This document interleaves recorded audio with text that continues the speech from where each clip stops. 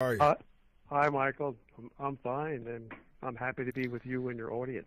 I am looking forward to having you here with us tonight. It's always a pleasure, John, and you're coming in nice, loud, and clear.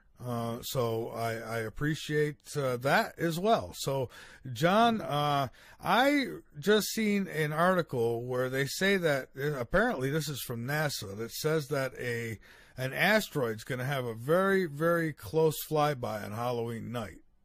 I don't know if you know about that or where you'd like to start, but I thought that'd be a good starting point. Yeah, I mean, I haven't heard about that one specifically because there are so many asteroids and meteors that have been detected by NASA. The Near Earth Objects team that we have, I believe, is frantically searching and tracking many of these objects. I think there's a great concern because they're trying desperately to develop the technology to divert any objects that may be threatening to hit Earth, and that's what's going on right now. A lot of it, of course, is all kept secret because they don't want to panic the public. However, if you look at the International Space Station and look at the news events that were in the back portions of the news, barely noticeable in the news over the last several years, you'll detect that large amounts of apparatus and equipment have been launched up to the International Space Station over the last several years. It numbers, I believe, in the many tons, maybe as much as 100 tons of equipment has been sent up there, and many of these launches have not even, I don't believe, have been fully reported to the public. So there's a lot of they're trying to develop, I believe, my suspicion or surmisal based upon what we know to be true and inferences that we can make regarding the space threat of comets and asteroids. The suspicion is that they're trying to develop equipment that would deter these objects, shoot them down, or divert them. In fact, in many of the science TV broadcasts that we see nowadays on the Science Channel, the Smithsonian Channel, the History 2 channel, the National Geographic channel, you'll see reports where they're developing ways to deter these objects that are quite sophisticated, ways that are sophisticated in that, for example, they talk about shooting some reflective paint at some of these asteroids that are threatening Earth so that the sun's light will reflect off of the object, the threatening asteroid, or the sun's light will be absorbed so as to change its energy and thus change its trajectory slightly. And of course, there are many other methods too, pushing them gravitationally, putting out a gravitational probe with a very powerful magnetic field that would also affect the asteroid, because asteroids probably have magnetic metals in them. So there's a great concern over the threats. Yes, indeed. There have been meteor strikes, the most infamous of which is the February 2013 meteor strike in Chelyabinsk, Russia, that caused great destruction and much injury and loss of life, I believe. We all remember that. And there were a number of other objects that accompanied that meteor. Incidentally, that meteor was in a gang of gravitationally captured objects from an asteroid that was passing on the very same day. And they never told us that, they said, well, it's a coincidence that this near-Earth asteroid just barely missed Earth on the same day that a meteor struck Russia and caused destruction. Well, obviously, that was not a coincidence, not a random coincidence. That meteor and others gravitationally captured by the meteor were part of like a shot, basically a celestial shotgun blast that hit Earth. Some of the objects there were some impacts around Cuba, as I recall, too. So yes, we're getting more meteor strikes this year. I had posted information that was completely covered up by the American press, and he's also, I believe, by the European press. The only way I was able to verify it was through an Italian newspaper report, and also I was fortunate enough to find a video documentary, a video report done by Iranian journalists in Iran where the meteors had actually struck. And I have actually posted that. I still have the link in one of the emails that I posted to many reporters showing the actual interview where the Iranian journalists went out into the countryside and spoke with the farmers who lived in an area that was struck by several meteorites, and they actually pulled the meteor out of the ground and showed the reporter, and they held it right up to the camera. That's on YouTube. That's documented. Why did the U.S. government totally cover that up? And there was reports in the American press saying that this was a hoax. There was no meteor strike. Why would they go out of their way to deny something unless it was true? And that reminds me of the big threat, the big celestial object, Planet X. Why would the government go out of their way to have NASA hacks and mouthpieces tell us that Planet X doesn't exist, and it's a lot of hysteria. It's put out by conspiracy theorists. And why would they do that if it really wasn't true? They would just leave it alone because, it would die. The story would die on its own, but they're not. They had one of their noted mouthpieces recently I guess it was in the last couple of years, make an announcement that if Planet X were really true and it's not, then we would have seen it by now. Now, NASA knows. They've even reported in their newspaper articles going back a third of a century ago. They know that this object cannot be seen with conventional light sources, and it can only be seen with infrared telemetry. And in fact, they launched their infrared astronomical satellite in 1983 and actually discovered it because they knew that this object was an infrared light emitting object. So they're lying to us right there when they told us just a few years ago. It was a NASA public announcement stating that if Planet X were coming, we would have seen it by now. And you know what I wonder, John, and you know how I'm kind of on the fence. It's like I know there's something out there. I just never could tell anybody where. But I had Coast to Coast AM's science advisor on, Bob Zimmerman, and he kind of laughed at the notion and said that there's absolutely nothing out there. Now I would ask, why did guys like this who have the credentials they do, how come they, are they all being silenced? Somebody got to them, yeah. Because, give me his quote again. What did he say?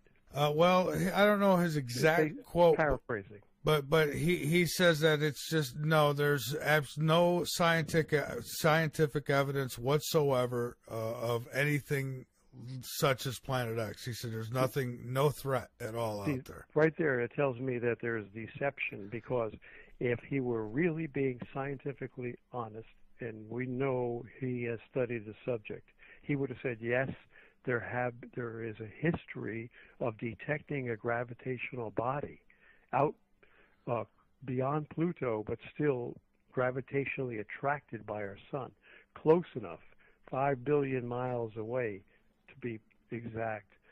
Back in 1983, it was estimated to be 5 billion miles away based upon the size that they had computed. You see, the masses, to determine the distance away, they had to know the mass of it when they sent up a probe in 1978 called the Pioneer 10 space probe, which was designed to detect a gravitational pull on the space probe from this body which they had calculated was out there.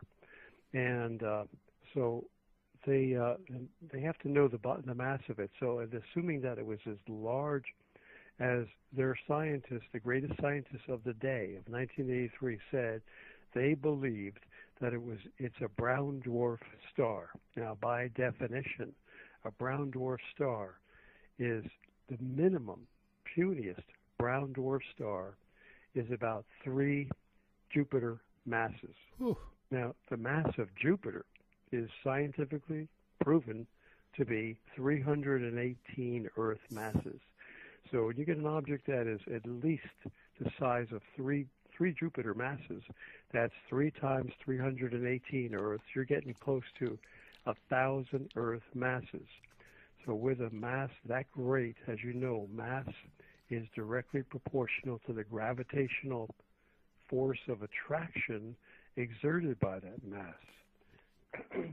So as this object comes in, because it's being drawn in by our sun is much, much more massive than this object. So our sun is like the anchor man. It's not going to move. The sun is going to move this brown dwarf star because the sun is scientifically proven to be 1/3 of a million Earth masses. Nearly 1/3 of a million Earth masses. That's a lot more than 1,000 Earth masses, which is the estimated size of this incoming dwarf star. Right. So the sun is pulling it in. It's by basic physics, there's no way to escape the reality that when an object is falling, this object is falling, literally falling into the sun. I mean, just as the meteor gets close to Earth, gets within Earth's gravitational field, that meteor is inexorably pulled toward the Earth by Earth's gravitational force field. There's no way that meteor can escape unless it has enough tangential momentum to overcome the pull gravitational force of the Earth. However, this object is being pulled pretty much in a straight line. It's not really a straight line. It's a very highly elongated elliptical orbit. But for all intents and purposes, it's not tangential to the sun, such as our planets are. That's why our planets do not fall into the sun. Jupiter doesn't fall into the sun. Earth doesn't fall into the sun because they're in a revolution around the sun, and the centrifugal force, the outward pulling force, centrifugal force of the Earth keeps it from falling into the sun. Likewise, the centrifugal force of Jupiter and Mars and all the other planets revolving around the sun prevent them from being pulled into the sun. So there's a very delicate balance between the sun's pull on Earth and Earth's centrifugal force, which keeps it in its proper orbit. Where, and it's amazing, you have to realize that there must be some great being, some entity who created all this, because it's great. It's much more than coincidence that we are in an orbit that is just right for human life to survive. And John, do you think this is why they sent the probe out towards Pluto? Are they trying to see what's yanking on everything out there? Yes, I have the article. In fact, they come out and stated back then in 1968 they were not secretive because they were the National Security Agency had not really grabbed control of them, and they were not really concerned too much because the NSA really didn't understand the great public concern that would result from the knowledge of this object. So therefore, they were pretty free in their information back then. That's why you have to go back to the old reports, and I've got a big folder here. I've got all kinds of books on Planet X in front of me. It's just amazing. I don't know where to begin. Wherever you'd like.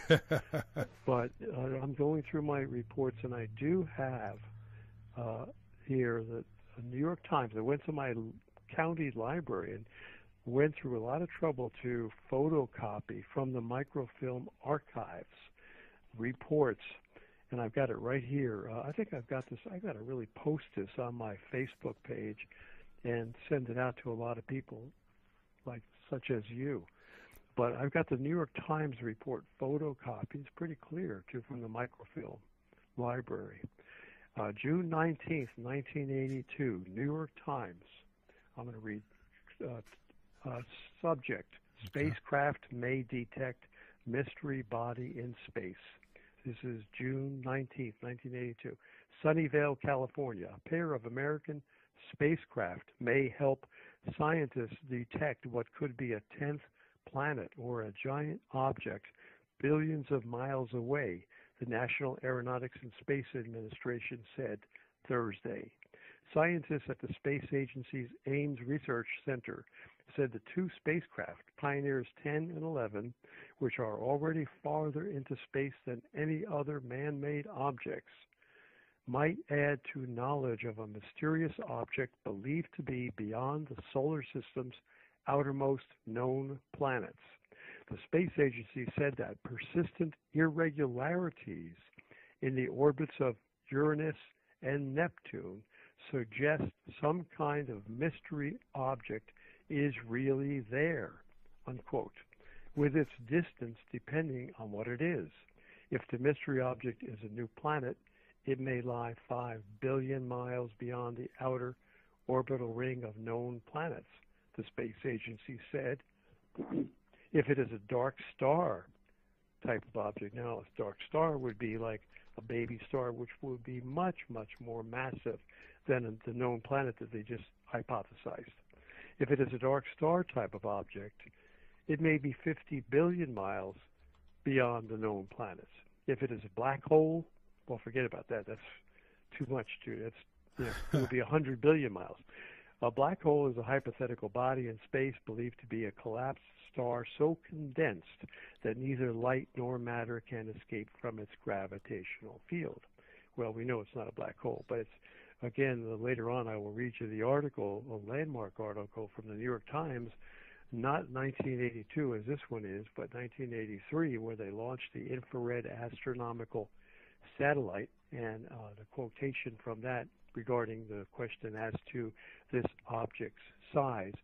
The quotation that I find, one of them is very key and important here, is that, where is it? More credence. Yeah, here it is. In the New York Times, which I'm going to read later, 1983, the following year, more credence was given to the hypothesis that a brown dwarf star accounts for the mysterious force that is being exerted on Neptune and Uranus. So they're the best scientists of the day considered it to be a brown dwarf star. So anyway, that's what they said. You're right. To answer to your question, they did launch the Pioneer 10 and 11 because they wanted to see in the direction of this object. Pioneer 10 went in the reverse direction. I'm sorry. Pioneer 11 went in the reverse direction.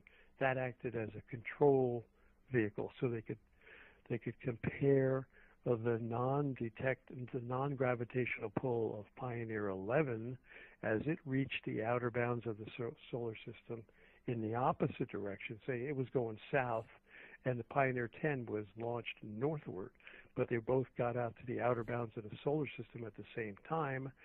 So forget about 11. Pioneer 11 was simply a control object to make so they can compare the non-gravitational pull with the gravitational pull.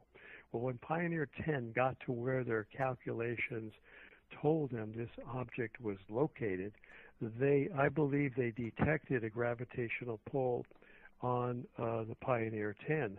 And I remember reading somewhere, I'm trying to remember the source, but in fact it's somebody who had with background knowledge in the space agency said that they did detect a gravitational pull. So the Pioneer 10 was the first indication that it was there.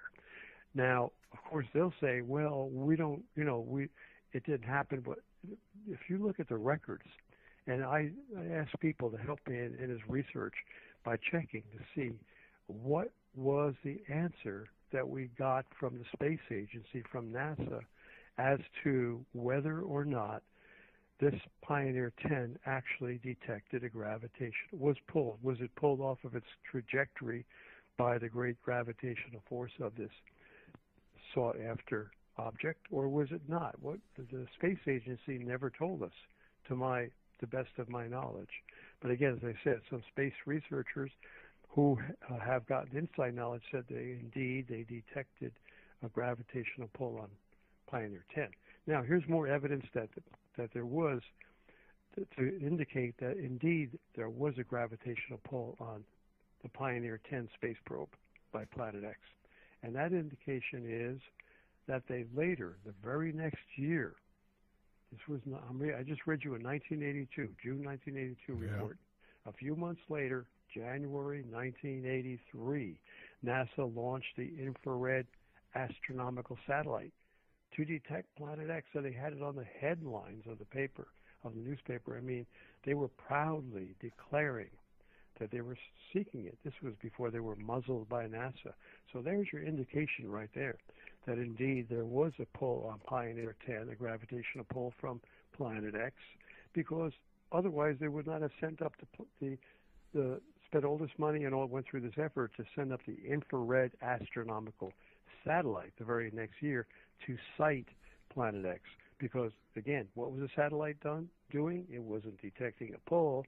It was using infrared telescopes to sight in on the object which they had already recently discovered by the gravitational pull on Pioneer 10 space probe. So there you go. There's your tacit evidence right there that indeed it was being pulled. Pioneer 10 was pulled. And here's the article, the article that I'm referring to, the later article, New York Times, Sunday, January 30th, 1983. Just suffice it to remember it was January 83, because later on I'm going to read you an article from the Washington Post, December 83. So we got these two landmark reports in the two major newspapers of the world, the New York Times in January of 1983 and the Washington Post in December of 1983. So the first month of the year and the last month of the year. These are the key reports. Here's the one from January 1983, New York Times. Clues get warm in the search for Planet X. They made no concealment at all. They were proud to state to the world that the scientists and the astronomers of NASA were proud to state to the entire world through the New York Times that they were searching for Planet X. Quote, by John Noble Wilford, New York Times, something out there beyond the farthest reaches of the known solar system seems to be tugging at Uranus and Neptune. Some gravitational force keeps perturbing the two giant planets, causing irregularities in their orbits. The force suggests a presence far away and unseen, a large object that may be the long-sought Planet X. Evidence assembled in recent years has led several groups of astronomers to renew the search for the 10th planet. They are devoting more time to visual observations with a 200-inch telescope at Mount Palomar in California. They are tracking two Pioneer spacecraft, now approaching the orbit of distant Pluto, to see if variations in their trajectories provide clues to the source of the mysterious force. That's what we just discussed. Trajectory of Pioneer 10. Someone just told me, John, that it made USA Today in 1983. Today. So... USA Today, in what date was the USA Today? I think in 1983. So another article that maybe you could look up sometime. Yeah, I'm not sure. Maybe I'm wrong. I'm not sure if USA Today even existed in 1983. I may be wrong. I don't know either. But I mean, there were many reports. I mean, Marshall Masters of YOWUSA.com. Marshall Masters is a great Planet X researcher also, and he had posted many newspaper articles. I think they're actually photocopies too, I have it somewhere in my computer. Well, I had questioned Marshall Masters once about one of the pictures that he had presented. Now, he used to be a guest on this show on a regular basis, but if Really? yeah, and if I see something that looks out of the ordinary, I'll ask. And you know, I've always given him free rein. And this time, I seen one of the listeners pointed out one of his pictures had the Planet X object was in front of the cloud. So I asked him about it, and I says, "How can this be?" And his reply was "F off," and he had never talked to me again. As a matter of fact, he put an article about how I'm a Fed or something because I asked that question. So wow. So he said that on the air? Well, no, not on the air. It was we had just got done with that show that night, and I think it was the next day or 2 days later I had asked him about it. And yeah, he cursed me out. He did, and I'm thinking a real researcher would say, "Oh goodness, show me the flaw and let's." That's what. So me personally, I don't trust him. But yeah, I mean, I don't see why people should not get emotional about this. I mean, we've all been criticized for some reports at some time in our lives, but you know, we should just do our best, as you say, to handle it and put out the truth as we know it, without becoming emotional. Absolutely. That's why I have you on, because, you know, you're always straightforward and, you know, you don't get upset when somebody asks a tough question. Well, thank you, Michael. Mm-hmm. You know, so anyway, in this article here, I'll try to cut out some of it because it is a very lengthy article, but it's a landmark article from the New York Times. They say here, and they're hoping that a satellite-borne telescope launched last week, this is again January 1983, they're hoping that a satellite-borne telescope launched last week will detect heat signatures from the planet, or whatever it is out there. The Infrared Astronomical Satellite, IRAS, was boosted into a 560-mile-high polar orbit Tuesday night from Vandenberg Air Force Base, California. It represents, and this is interesting because several countries were in on this project in 1983. It represents an $80 million venture. Wow, that's cheap by today's standards. An $80 million venture by the United States, Britain, and the Netherlands. In the next 6 or 7 months, the telescope, this infrared telescope, is expected to conduct a wide-ranging survey of nearly all the sky, detecting sources not of ordinary light, but of infrared radiation, which is invisible to the human eye and largely absorbed by the atmosphere. Scientists thus hope that the new telescope will chart thousands of infrared emitting objects that have gone undetected, stars, interstellar clouds, asteroids, and with any luck, the object that pulls at Uranus and Neptune. So you can see that the primary mission of this launch of the infrared astronomical satellite was to detect Planet X. In fact, that's the big headline right here. Clues get warm in the search for Planet X. And they go on to say, and I'll try to condense some of this information for the sake of brevity. They go on to say that there was, in 1930, they were looking for Planet X. Excuse me. The great astronomer Percival Lowell, Lowell, had constructed, these are my words now, I'm not reading, had constructed the Lowell Observatory in Arizona, where the skies are clear, to try to detect Planet X. This was his life's mission, Percival Lowell. And in what they found, his chief astronomer named Clyde Tombaugh, later on in 1930, discovered Pluto while in the process of trying to initially trying to discover Planet X. That's why in around the year 1900, Percival Lowell constructed the Lowell Observatory, and so it's been sought. This object, Planet X, has been sought for not only 100 years, not only since 1900, but since around 1830, when, according to this article, a very well documented New York Times article, I guess I'll read it here. I'll read the rest of it. As astronomers observed Uranus, noting irregularities in its orbital path, many speculated, we're going back to the 1800s now, As astronomers observed Uranus, noting irregularities in its orbital path, many speculated that they were witnessing the gravitational pull of an unknown planet. So began the first planetary search based on astronomers' predictions, which ended in the 1840s with the discovery of Neptune, almost simultaneously by English, French, and German astronomers.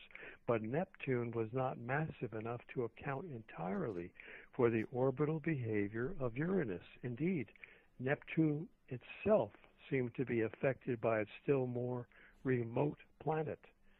In the late 19th century, two American astronomers, William Pickering and Percival Lowell, predicted the size and approximate location of this trans-Neptunian body, which Lowell called Planet X. Years later, Pluto was detected by Clyde Tombaugh, working at the Lowell Observatory in Arizona. Well, anyway, I'll try to cut out a little bit more. Okay. Recent calculations by the United States Naval Observatory have confirmed the orbital perturbation exhibited by Uranus and Neptune, which Dr. Thomas Van Flandern, an astronomer at the observatory, says could be explained by, quote, a single undiscovered planet. Recent calculations by the United States Naval Observatory have confirmed the orbital perturbation exhibited by Uranus and Neptune. So Thomas Van Flandern, great astronomer at the U.S. Naval Observatory, and his chief astronomer, who was Dr. Robert S. Harrington, both of them confirmed that indeed, these two planets, Uranus and Neptune, these gas giants, were being pulled out of their orbit at a particular point in their revolution around the sun. And there's only one thing that could pull them out, and that is a huge gravitational body.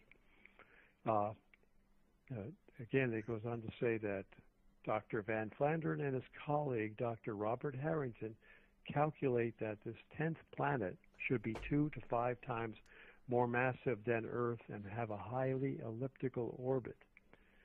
And that's what we talked about. Highly elliptical orbit that takes it some 5 billion miles beyond that of Pluto. Now this I find to be the most important comment in the entire article. It takes this object 5 billion miles beyond that of Pluto, hardly next door, but still within the gravitational influence of the sun. That means that even though this large brown dwarf star is 5 billion miles out, it's still within the gravitational pull of the sun, which means it is bound to be pulled in. There's no way it can escape unless it's on a tangential orbit, which it was not. And if it was, just think about it. Suppose it was orbiting around the sun all these years. It would have been discovered. Because, look, they discovered Pluto. Tiny little Pluto, which is, a little bit bigger than our moon.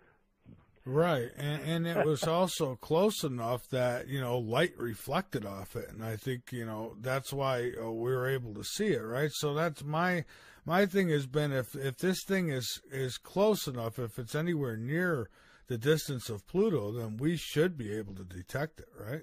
Right, especially with our sophisticated infrared telescopes, which they had a third of a century ago, the infrared astronomical satellites. So just imagine what they have today. They've got in fact, they have launched so many space telescopes, and you wonder why. Is it because of scientific curiosity? It goes beyond that. They're searching for this object which threatens Earth, threatens all life on Earth. That's what they're really concerned about. I mean, if, that's scientific curiosity is important, but it's not the primary reason why they've launched so many space telescopes, one of which is the Chandra, Chandra, X-ray satellite observatory, Chandra X-ray satellite observatory, which is also able to detect this object, I believe. Now where do I go from here? There's so much. I know that there's also satellites that are on the moon. I read where China actually has a satellite pitched on the moon. So, and they say it's great because there's no atmosphere, so they're able to see. Yeah, that makes a lot of sense. Yeah. That I'm sure they would have a satellite out there on the moon.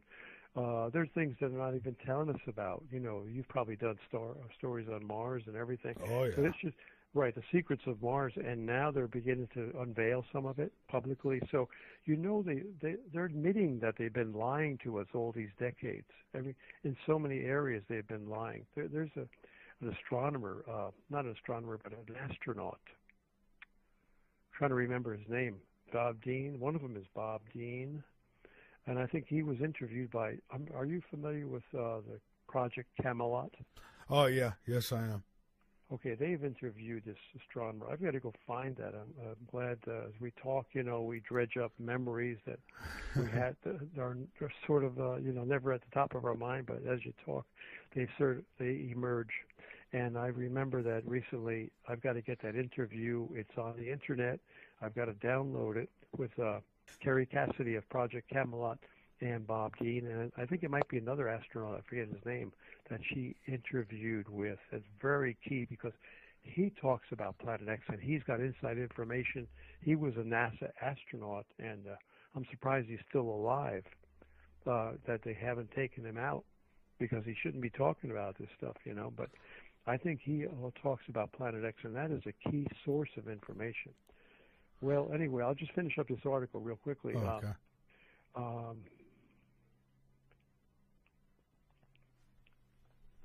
More credence was given to the hypothesis that a brown dwarf star accounts for the mysterious force that's pulling on Uranus and Neptune.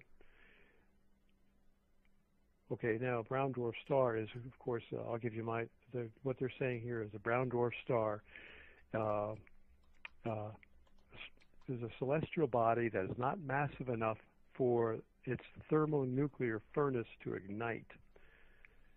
So anyway, like Jupiter, for example, is not quite big enough to be a brown dwarf star, but it's sort of in the same realm.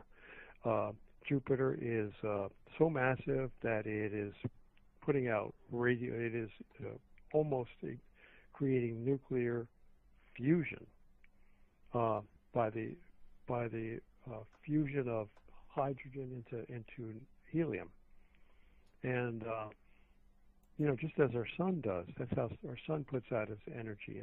It's a thermonuclear fusion furnace. So anyway, that's what Jupiter is like, a brown dwarf star. Only it's not quite large enough to be considered a brown dwarf star. And here's another point they mentioned in this New York Times article from January 30th, 1983.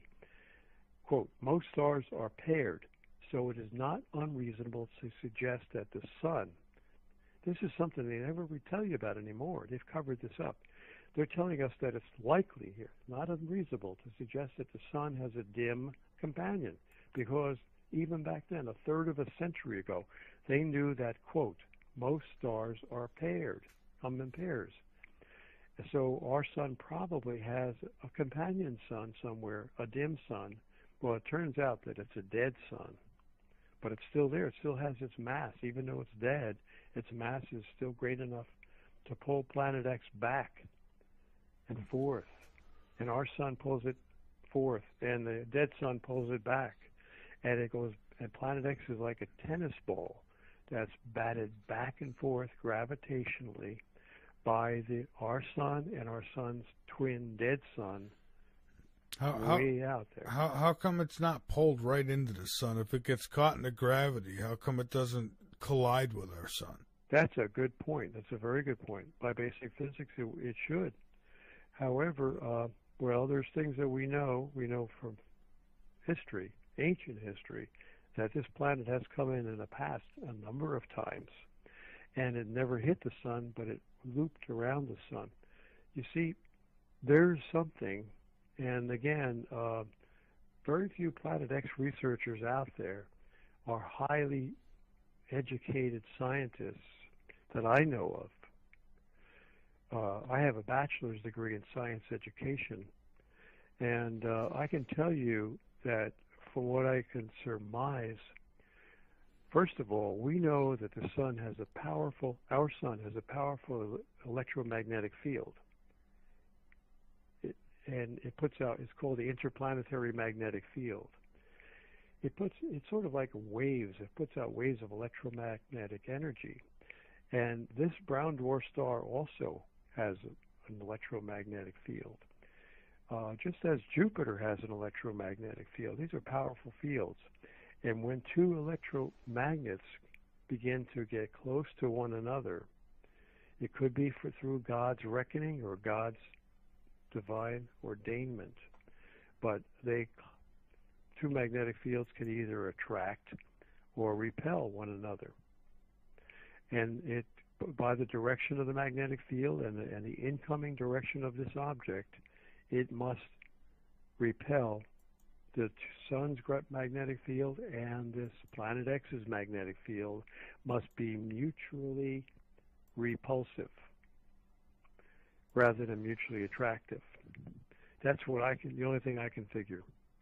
So we're dealing with a magnetic force also. When this object, for example, when this object passes by Earth, this is basic physics now. Not only will it have a gravitational pull on Earth, but its magnetic field is also going to influence Earth in a destructive way. So realize that we're dealing with magnetics, and that's probably the reason why two repelling magnets, the sun and this incoming planet X, cause it to loop around the sun. Now we know from ancient history that is done exactly that, because I can remind me, I want to get back to what it will do to the Earth, because there's prophecy. Okay. There's so much prophecy I wanted to talk about, and that is, remind me about the little girls from Garabandal, Spain. Have you ever heard that? True story. No. Of the little girls from Garabandal, Spain, who in 1964, they were out in the field picking apples.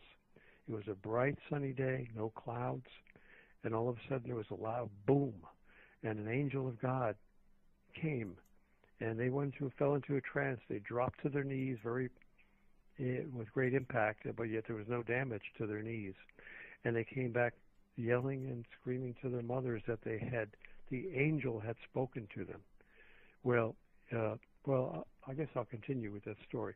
And this is well documented. I mean, we have films. I've got the films of it, of the Garabandal, Spain, where the villagers in that town actually took films of the two girls when they were in these trances. They went into these trances many times. And it was an angel of God, they claimed, that spoke to them and told them things. I didn't get the whole story because I haven't researched it. But there's a wonderful documentary done by ABC TV back in 1994-95. I have it on videotape. I converted it to DVD and put parts of it on my YouTube channel. I've got to put the rest of it on the YouTube channel. I consider it a classic. In that video documentary, they talked about basically the end of the world and the ominous signs that Earth was headed for great geological disasters. And they went into a lot of prophecy. Much of it was from the Bible. Some of it was from the Third Secret of Fatima. And some of it was from the Girl Sisters of Garabandal. And also they did a wonderful piece on Edgar Cayce. I've got to get into later on and talk some more about Edgar Cayce, which is just amazing. Oh, yeah, sure he's fantastic. Have done reports on Edgar Cayce. Oh, yeah, we've had guests on about Edgar Cayce. I mean, what just an amazing guy he was and what he was able to do. Yeah. Well, we'll get into that later. But the sisters at Garabandal, many nights, and they were filmed by many, I believe it was in the evenings, but some of the film in this documentary called Ancient Prophecies, done by ABC TV in 1994, hosted by the famous British actor David McCallum. In there, they showed films of the sisters, the little girls, I should say, at Garabandal, Spain in 1964. And when they would go into what they called ecstasy, the girls' eyes would roll up, and you see their eyeballs at the top of their eyelids, and they were in a trance, just much like Edgar Cayce's hypnotic trance, because they were being spoken to by angels. And one of the things they were told, and one night they told the villagers, you can't follow us. So these girls were well documented. The villagers would follow them and film them quite a bit. Excuse me. One night they said, the girls told the villagers, you cannot come with us. They were told by the angel that we must be alone. And they went into ecstasy as they normally did, into a hypnotic trance. And they came back screaming. It was called the Night of Screams.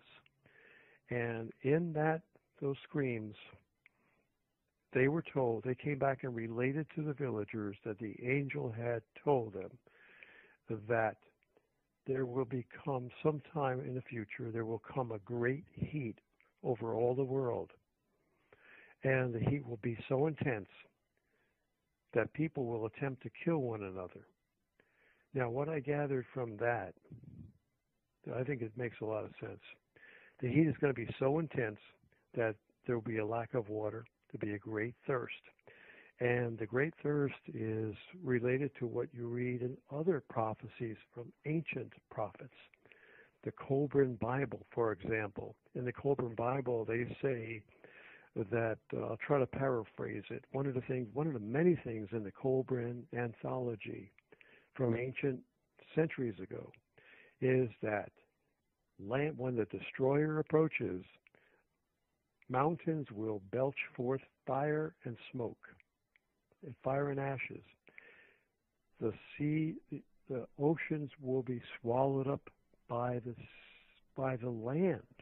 Oceans will be swallowed up by the land, and the seas will boil. So this indicates there's going to be a tremendous amount of heat, a lack of water, and why would people kill one another when this occurs, when there's a lack of water and a tremendous heat? Well, the only way they can get water is to drink blood. Kill each other, take their blood and drink it to survive. Well, if our magnetic field was to completely go dead, eventually wouldn't the sun work on our atmosphere, and eventually wouldn't our water start to boil? Yeah, I mean, it makes a lot of sense from basic physics. I used to teach high school physics, and that certainly makes a lot of sense because the sun is constantly emitting charged particles, electrons and protons. And when the Earth's magnetic field is destroyed, weakened, debilitated, then the sun's emissions can penetrate through to the surface of Earth. In fact, that's what's been happening right now. The Earth's magnetic field is indeed weakening. There are countless scientific reports saying that the Earth's field magnetic poles are drifting very rapidly. Very rapidly. Go ahead. Could that be, not that I want to give them any credit because they don't deserve any because they're not telling us anything, but the chemtrails, could it be that the magnetic field has weakened and that's one of the reasons they're spraying what they're spraying, aluminum and barium, because they're trying to ricochet what's the inevitable maybe? That's what I agree. That's always what I've always believed. And people, and I'm a conspiracy theorist myself, and I know they would try to. Definitely the power elite would try to harm us with chemtrails, and that may be one of their purposes, to harm the population with chemtrails. I'm sure it is because I've seen a lot of reports as to the variety of very nasty compositions that are being sprayed into the atmosphere that seem to have nothing to do with blocking out the sun, but everything to do with poisoning the human race. Well, that is true. That that they're trying to hurt us. But I agree. I think one of the main reasons for putting the chemtrails is to block out the sun, and I'll give you my indications as to why. But go ahead, tell me. I was just going to say, our friend, the Coast to Coast science advisor, also said the chemtrails aren't real either. But I'll just leave that there. So there you go. So what he told, you can just assume that a liar will lie. The opposite of what he says is true. So if he says there's no Planet X, then he knows that there really is a Planet X. Well, he should know. Yeah, if that's what I'm saying. But when he hit the chemtrails, that's kind. I'm sorry. Anybody? Yeah, when he told you that lie, then you know that the other thing about Planet X was a lie. There's no Planet X. When somebody tells me that chemtrails aren't real, I don't care who you are. You kind of lose a little credibility with me because I'm not stupid. I know what I'm seeing out there. well, yeah, and it's so well documented. I mean, chemtrails have been so thoroughly documented. Yeah. So anyway. But, what this great thirst will come. Now, these little girls, were ignorant little girls. They knew nothing about science at all. And yet, they said this great thirst will come, and it will be they called it from the Lord's punishment. And, so many other prophets have said the same thing, that this is the Lord's punishment. And if you go to the Bible, I mean, not only, I'm talking about prophets like Jim Singer from Canada. Have you ever heard of Jim Singer? I'm sorry.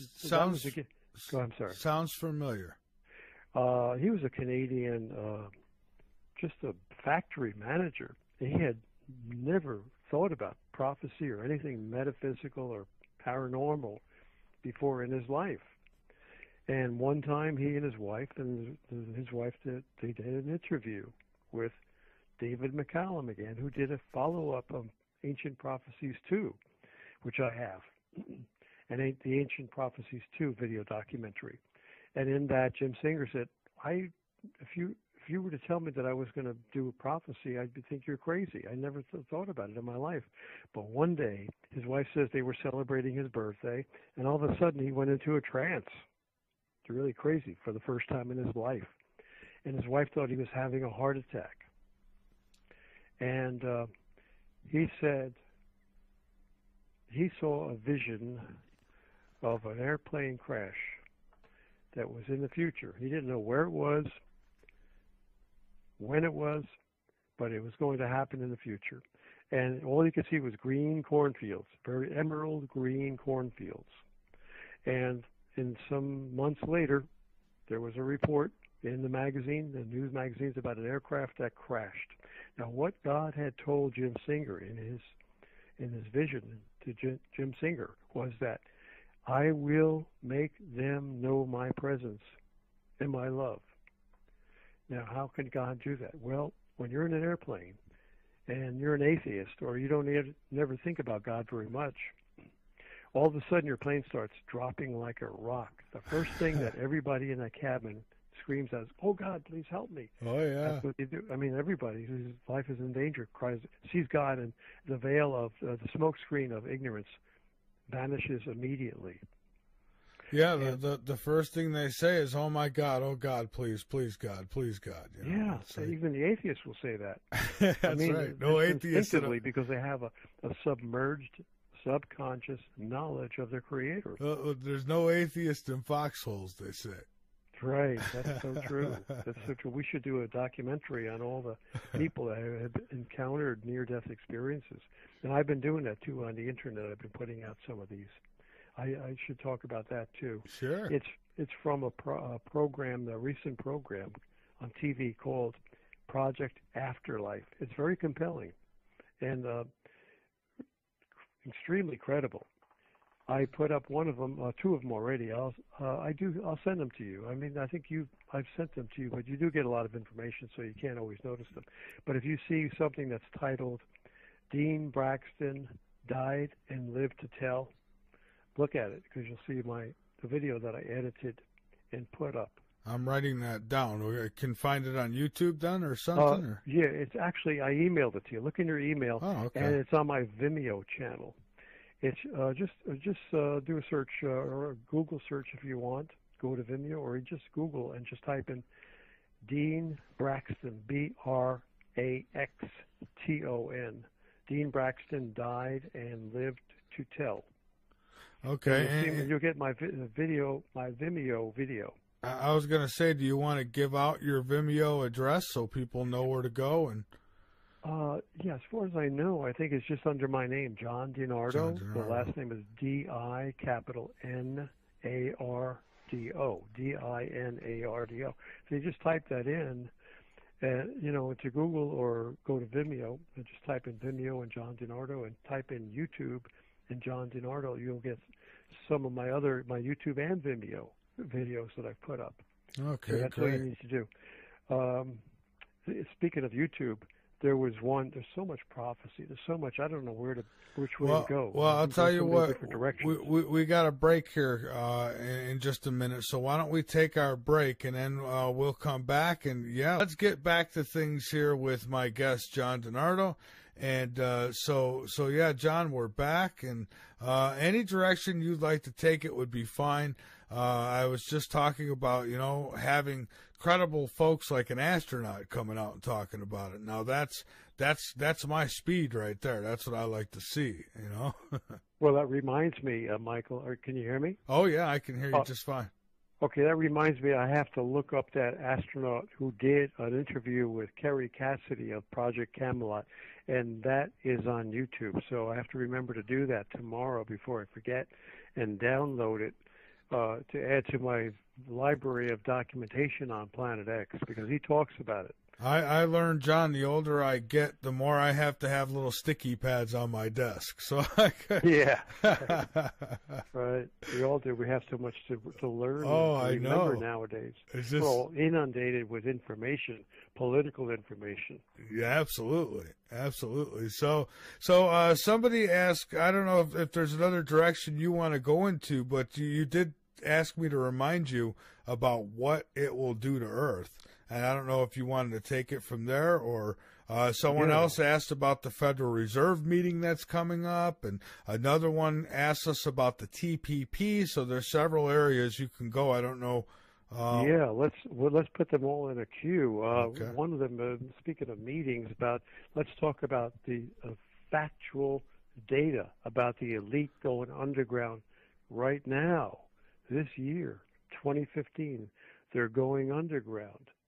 Alex Jones did an emergency report, and I got that on I did a YouTube where I took a portion of his emergency report. I believe it was September 5th.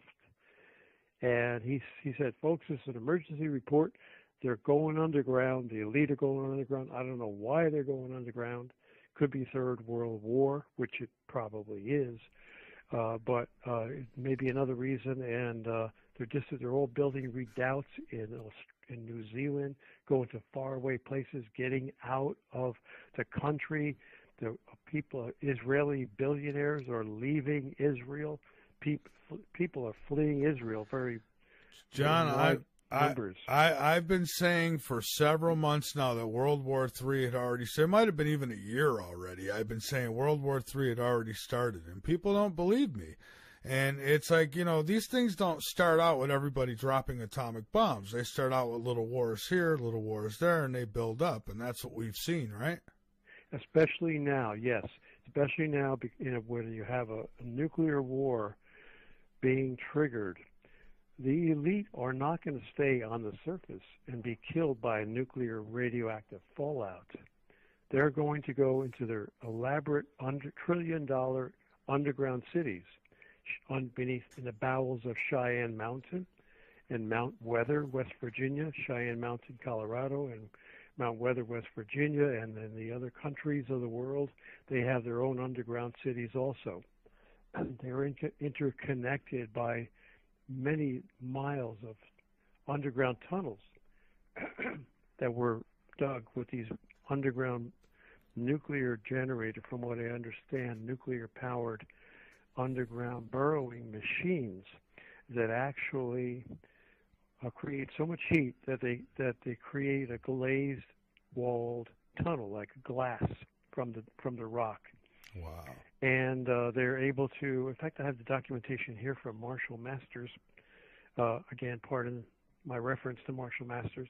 He's still a friend of mine. Hey, some of the information he has is great. It's just I had an issue with that one pitcher, and he didn't handle it very well with me. I mean, I'm not going to sit and say anything else bad about him. Just That's my experience.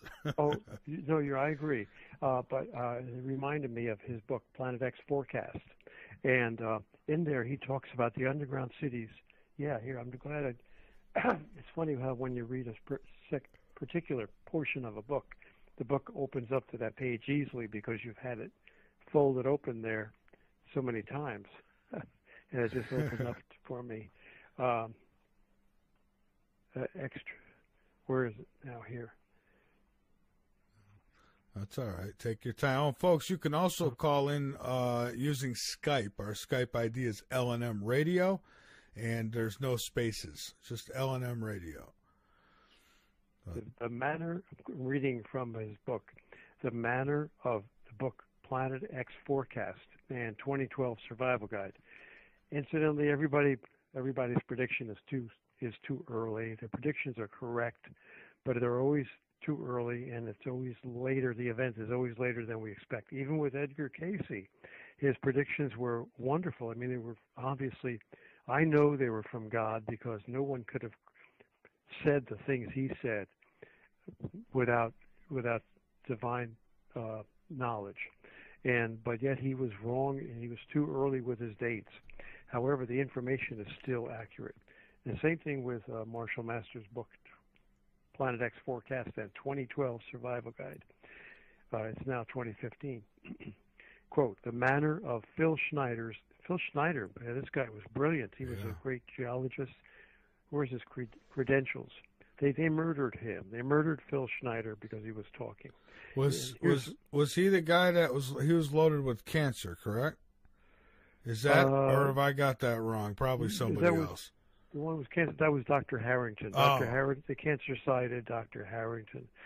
Just when he was about to reveal his telescopic photographs of Planet X that he had gone, Dr. Robert S. Harrington, the chief astronomer of the U.S. Naval Observatory, of whom we have just mentioned in the New York Times article from 1983, Dr. Robert S. Harrington, one of the eminent astronomers in the world, went down to one of the U.S. Naval Observatories bases located in Black Birch, New Zealand, because you have to see this object that's coming in from the southern skies below the soles of the feet of planet Earth, that is below the South Pole. That's where this object, Dr. Harrington detected this object coming in. He did massive amounts of computer calculations throughout the entire vast skies and narrowed down the location of Planet X to a particular small area of the sky. He spent a lot of time doing his computer calculations. So then he went down there, and of course, in 1983, we know that we just read about, the New York Times reported the infrared astronomical satellite was going out to sight in and photograph what they were confident they would find would be Planet X. So Dr. Harrington, even though in 1983 they had already detected it with the infrared astronomical satellite, Dr. Harrington in 1991 went to Black Birch, New Zealand, with an 8-inch telescope. That's not very big, not a very big telescope. So he was confident that this object would be big enough for him to see it. And it must have been an infrared type of telescope too. So anyway, he went down there and he photographed it, and he said, he put out a report which is on the internet. It's a NASA document titled "A Search for Planet X," I believe. But don't quote me on that. But you can find it. Just type in Dr. Robert S. Harrington, Harrington, and Planet X, and you'll come up with his report. It's on harvard.edu. Okay. And he talks about, he says, I'm going down to Black Birch, Australia. This object is we have no reason to, we have every reason to believe that our calculations are correct, that we know where to look.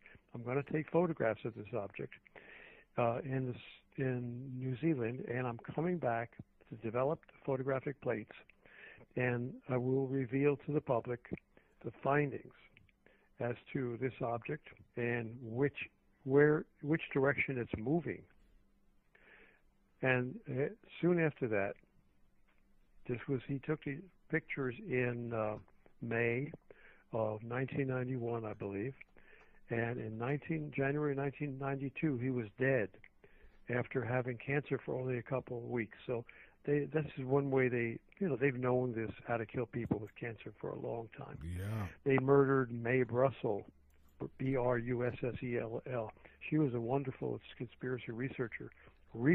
She did many great researches and studies, and I have some of her tapes. That she was in California on a broadcast station in California. She was the daughter of a great wealthy department store magnate and department store chain magnate. And she was her whole dedication was truth.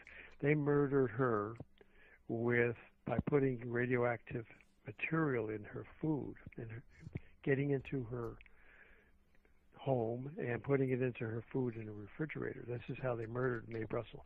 So they've known how to kill people with cancer.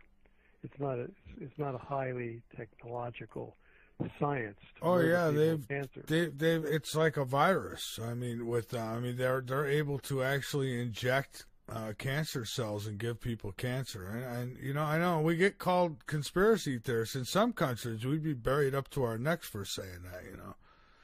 Yeah, especially in this country. Yeah. That's true.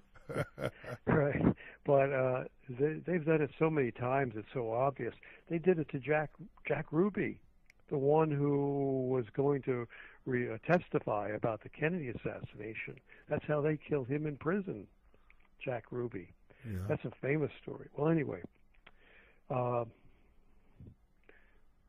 Phil Schneider, getting back to Phil Schneider now, Dr. Harrington was murdered when he was about to report to the world that he indeed had photographed Planet X. He says, we're going to reveal the plates, the findings of our photographic plates, and they were never revealed. Now, why, even if he died, let's suppose he died of cancer naturally, which he did not.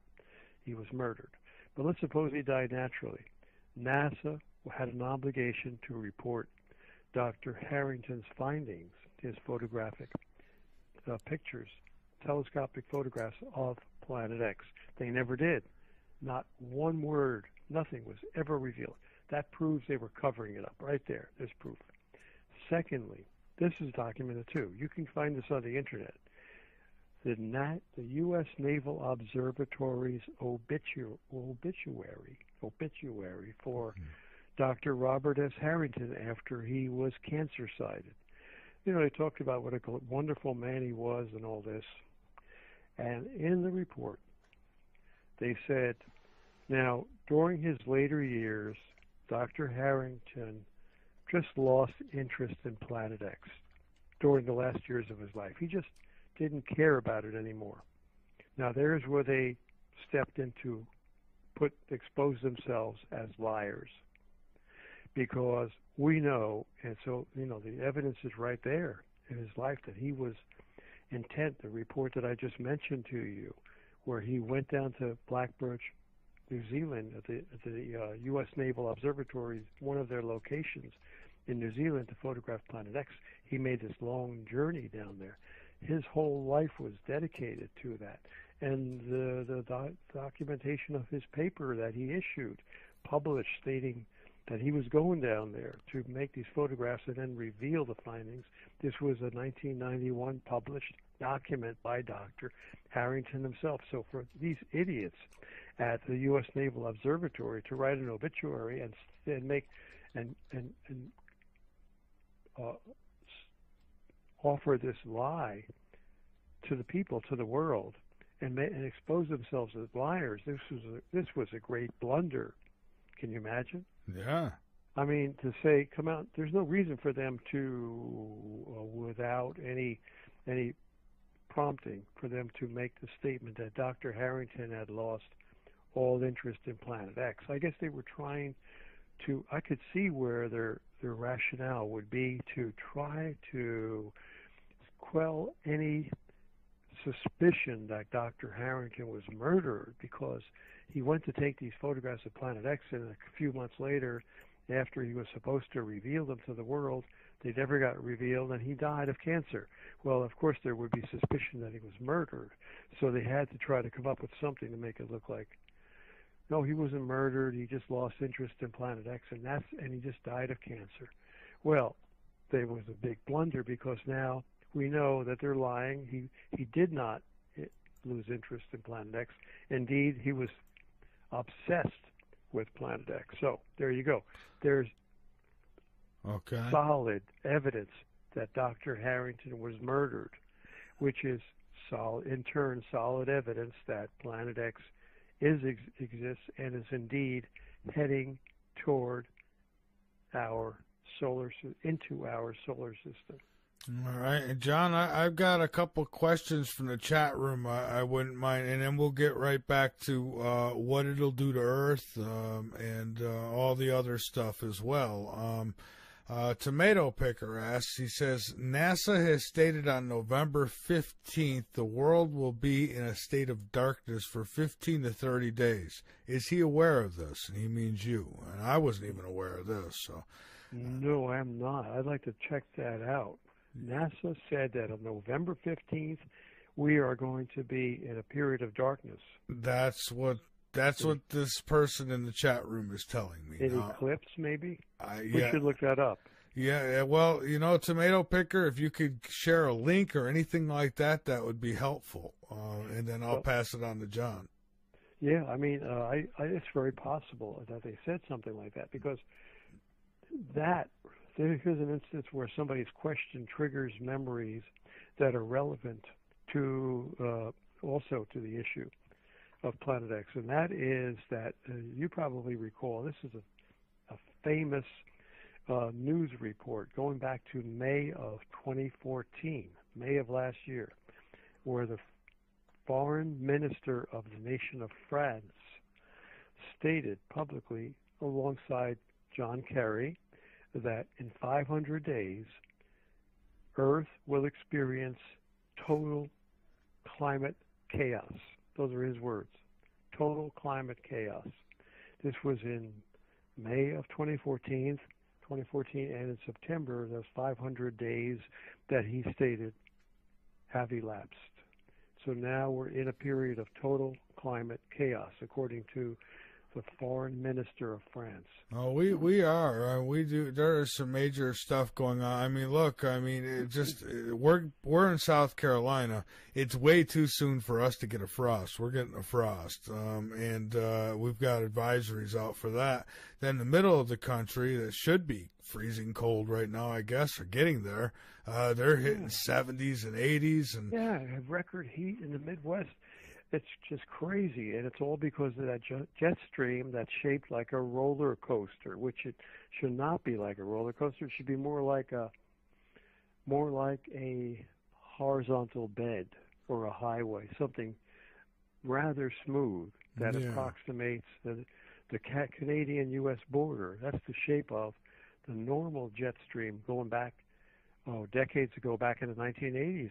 You saw the National Weather Service maps, and I'm sure you can get copies of those archives from the National Weather Service, where you see the map of the U.S.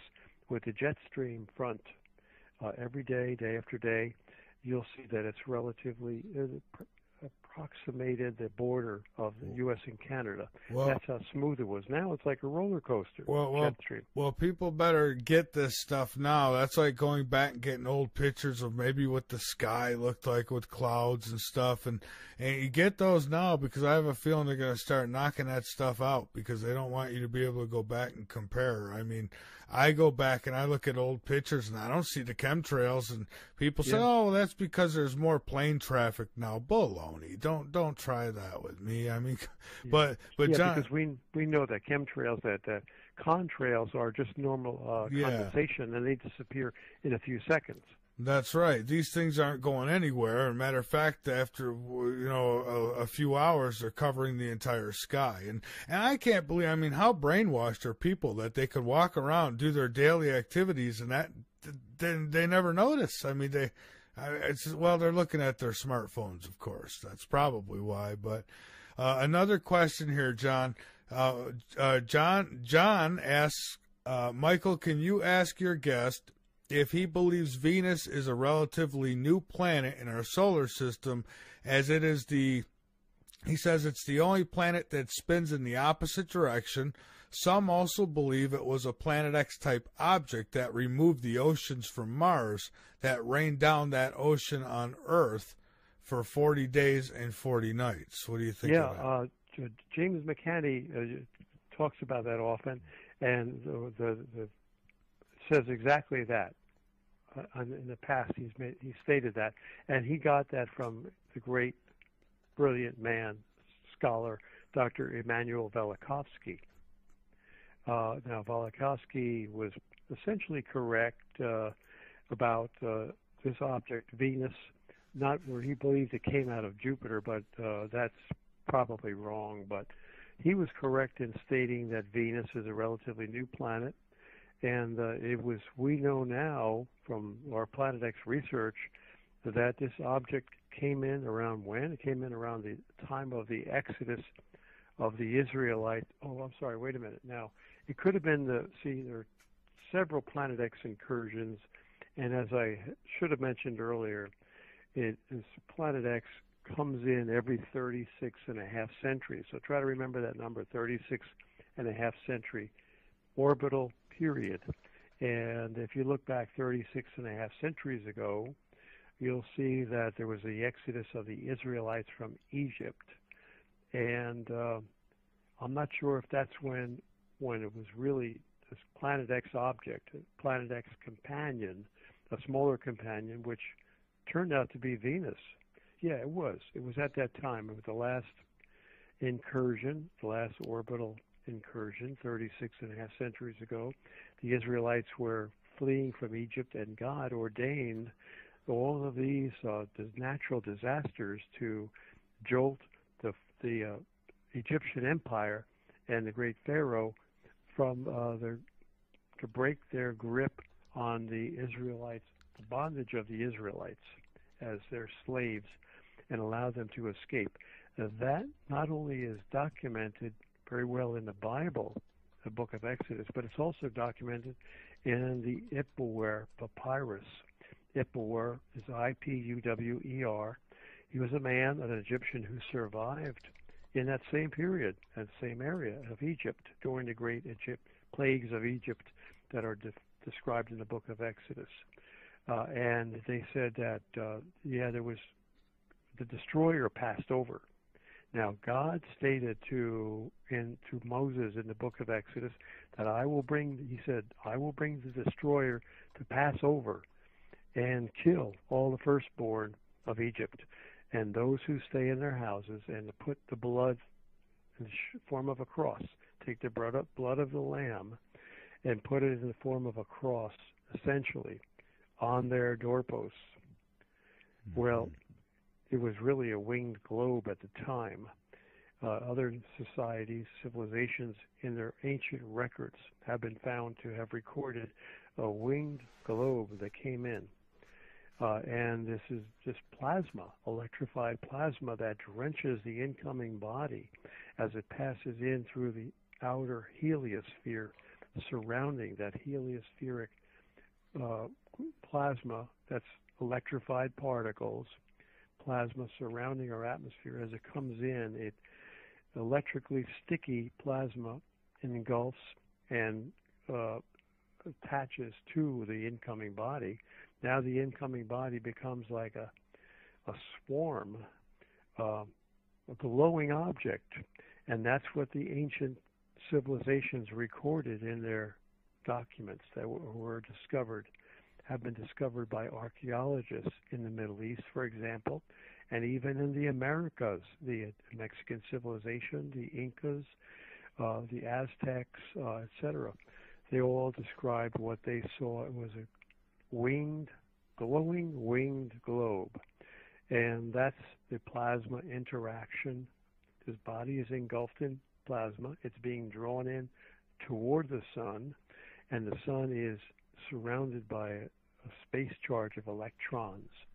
And now what you have is a flirtation, an electrical flirtation between the sun and the incoming plasma-drenched body. The plasma surrounding the incoming body is electrically positive in charge. The electrons surrounding the sun are electrically negative in charge. And as we have all learned in our science classes, negative and positive charges attract one another. And that's exactly what happened. The plasma began to be pulled toward the sun, and there was a discharge, a very powerful electrical discharge between the incoming object and the sun. But before it reached the sun, before that electrical discharge occurred, there was solar winds were becoming, the sun was becoming excited, and it was blowing, excited by this incoming electrical body. It was like basically a celestial sexual attraction, you might say, electrically sexual attraction between the sun and the object. And the sun, therefore, consequently started blowing out powerful waves of electrified particles, plasma, most of which are protons, the same charge as that which engulfed the incoming body. Now, these protons interacted with the protons and caused a repulsion force around the incoming plasma-drenched body. Protons repelling protons, and it created an outstretching, laterally spreading wings of plasma. And that's what the ancients saw. The ancient historians recorded seeing a winged globe, a glowing winged globe. And when the object gets close enough to Earth, it begins to discharge some of that plasma down directly. So now you have the outstretched, glowing plasma arms of the winged globe, and now it begins to discharge vertically, and it forms a cross. And this is the cross that the Lord Jesus prophesied you would see in the sky. He says it in the book of Matthew 24, and in the New Testament, throughout the New Testament, he says, you will see the sign of the Son of Man. The Lord Jesus called himself the Son of Man. You'll see the sign of the Son of Man coming in the clouds with great power and glory. And what is the sign of Jesus? Well, we all know it's a cross. So you're going to see a glowing cross in the sky as a result of this incoming body. Now, to answer the question, back around 36.5 centuries ago, it was most likely the companion, a smaller companion body to this Planet X, which came in and molested planets in our inner solar system, such as Mars. I believe McCanney says that, and Velikovsky, before him, originated that idea by saying that, yes, indeed, the gravitational pull of this incoming body, which later became Venus, this gravitational pull sucked the atmosphere off of Mars. It pulled all the atmosphere off of Mars, and it pulled in so much water. Well, this is going back to another incursion, which would be the Great Flood of Noah's day. But great inundations of water came in a previous Planet X incursion, 36.5 centuries prior to 1650 BC.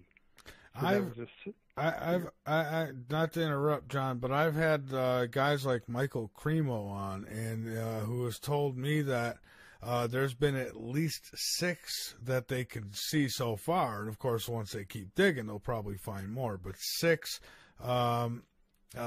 cataclysms on this planet that would have been life, altering or life ending, like the flood and things like that. I believe it, definitely.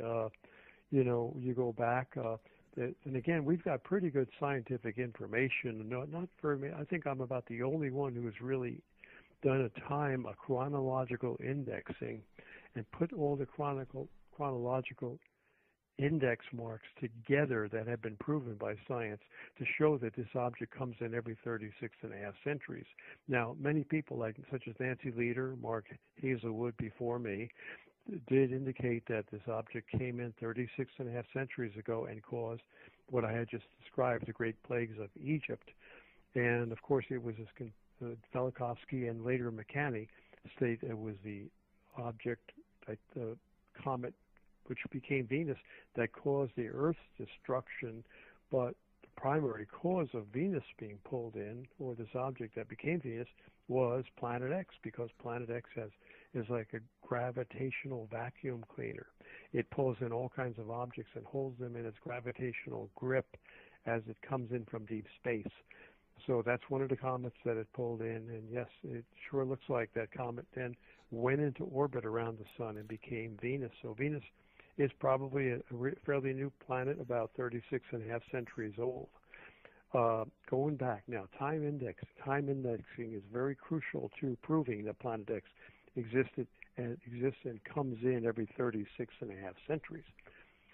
For example, let's take the very most recent Planet X incursion, 36.5 centuries ago. That was around 1650 BC or 1630 BC. That is proven that there was Earth disasters that occurred back then. And the reason we know is that tree rings, if you can go to Wikipedia and look up, tree rings were severely narrowed back around 1630 BC, plus or minus 10 years. Now, tree ring dating is very accurate because you count the tree rings on the petrified trees that our archaeologists discover. And you can pretty accurately, because each tree ring represents 1 year, you can pretty accurately date the time when the tree rings became very narrowed, obviously because of volcanic explosions occurring around the world.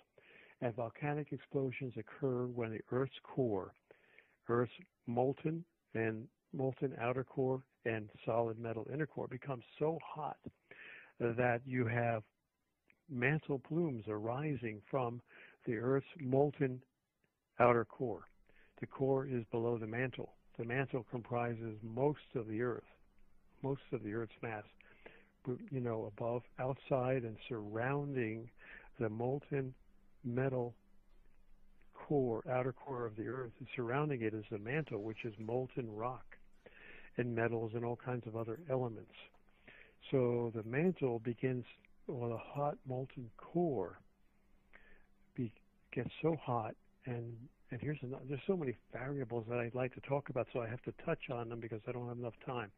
See, my theory is, in that nobody's talking about this, because I'm the only one who has this theory that I know of, and I've been trying to present it to scientists through email. And the theory is this, that Earth's solid metal inner core, which rotates at the center of the Earth, within a cavity of molten metal, which is called a molten outer core, that solid metal inner core within the body of molten metal has been pushed off center. How has it been pushed off center? By chronic solar blasting, hyperactive solar activity, which strikes the Earth's magnetic field. And when these solar winds, which are comprised of electrical particles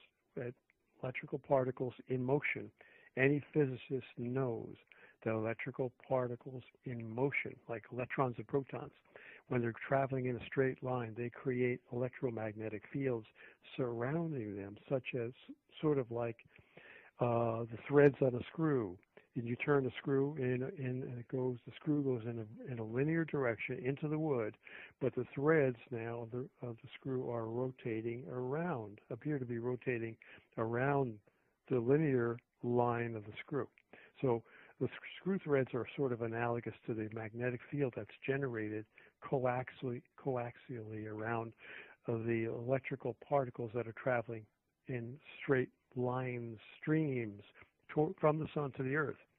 And those electrical particles hit the Earth's magnetic field, and their streams electromagnetically generated fields interact with Earth's magnetic field and cause a clashing, a diminishing of the Earth's field, because interacting magnetic fields add to and subtract from one another and cause basically a compromise or diminishing of both when they clash. You can see that. So as a result, This electromagnetic energy generated by the streaming electrons and protons from the sun feeds back into the earth, just like an electrical transformer. I mean, I was in electronics for many years, and we know that electromagnetic fields from one winding of a transformer couple back to the adjacent winding of that transformer, even though there's no physical contact. And it feeds into the transformer, and one winding will cause a heating of the other winding. So that's what happens to the planet Earth when these electromagnetic fields generated by the sun's solar blasting clash with Earth's magnetic field, feeds back into the core of the Earth. Because the Earth's magnetic field loops from the center of the Earth all the way around the Earth and outside the Earth, like the skin of an apple might loop around the apple. And now the Earth's core is getting very hot, and electromagnetic fields are the feedback is causing the Earth's center solid metal inner core to be pushed laterally off of its center point. And now Earth's solid metal inner core is beginning to revolve where it never revolved before. It was only rotating at the center point. Now it's revolving and rotating, causing a mixing action, sort of like you're stirring a cup of coffee. If you put the stirrer right in the center of the coffee cup and you put the stirrer between the palms of your hand and rotate the stirrer, there's not much disturbance of that coffee, right? It's pretty much level and smooth, and it's only like a circular motion because you're only rotating the stirrer in the center of the cup. But you take that stirrer and start moving it around, rotating it, revolving it around inside the cup and toward the outer edges of the cup, you're going to cause turbulence and a wave action in that coffee. That's exactly what's happening to the Earth's molten outer core as a result of our Earth's inner core being laterally displaced from its center point, shifted off of center by these magnetic interactions from the sun feeding back to the Earth's core. That's my theory. Nobody else has ever presented that to my knowledge. And what's going to happen now? The Earth's solid metal core is rolling around like a ball inside of a paint spray can. If you ever shake a paint spray can and that little plastic ball is rattling around in there? Uh-huh. Okay, it's causing turbulence inside of Earth's molten metal core. As a result, you're causing heat friction. Earth's molten core is getting so hot that it's heating up the mantle. Okay, now the mantle is surrounding Earth's molten core like a big glob of pudding. Consider it as chocolate pudding, more or less, surrounding and engulfing the entire molten iron outer core. And that mantle now, what's happening is a lava lamp. Lava lamps are being produced. You've seen a lava lamp? The lava sits at the bottom of the lamp, and when you turn on the light, the heat, what a perfect analogy, the heat from the light bulb gradually warms up the lava until it rises upward in plumes, in long columns, and that's exactly what's happening to Earth. That's how volcanic eruptions occur on the surface. Mantle plumes are rising upward from the heating of the core. Why is the core being heated? Because the sun is chronically blasting out solar energy over a long period of time and feeding it back into Earth's core, constantly pushing on Earth's core, pushing it laterally off center. Now it's really heating up. Not only the magnetic energy from the sun is heating up the Earth, because magnets, I mean, you take a magnet, electromagnetic field, and you put it, if it's strong magnetic field, you can make a piece of metal so hot that you can't even touch it. That's what a magnetic field will do to heat up metal. So imagine the magnetic energy being impinged upon our Earth's magnetic field, feeding back into Earth's core through our Earth's magnetic field, causing the core to heat up. So you have all this, and they're proving it now. Everything I've been talking about for the last 10 years is now being proved by science. They're saying, we don't know why. why is the Earth's core, metal core, heating up, and why and we're getting so many lava plumes coming up? They're actually called mantle plumes or thermal plumes, and they're rising up through the mantle and causing volcanic eruptions in the oceans. Volcanic eruptions are increasing greatly, and also on land. And as a result, earthquakes always accompany volcanic eruptions because it's common sense. I mean, it's when you have molten material pushing up through the Earth's crust, it's going to break up the crust as well as emerge through volcanic openings. Oh, I know that all too well. Just water pouring through here from the torrential rains we got here in South Carolina took up roads, and I mean deep, just like huge chunks missing, like somebody hit it with a bomb, a missile or something. I mean, it's amazing. So if water can do that, lava's even thicker. So I could imagine what it can do. And it has so much heat energy too. Yeah. And that's what makes it so powerful as it pushes up through Earth's crust, and we're getting more of that. But getting back to, I think I answered the question about Venus being a new planet.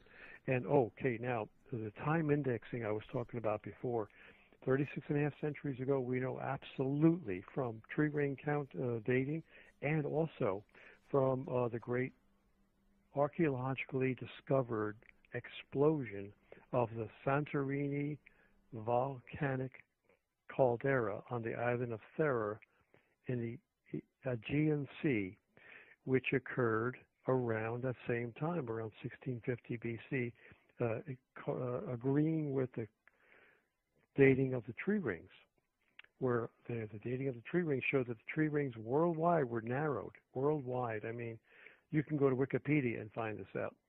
Tree rings in Britain, in the British Isles, tree rings in the Americas were all narrowed around 36.5 centuries ago.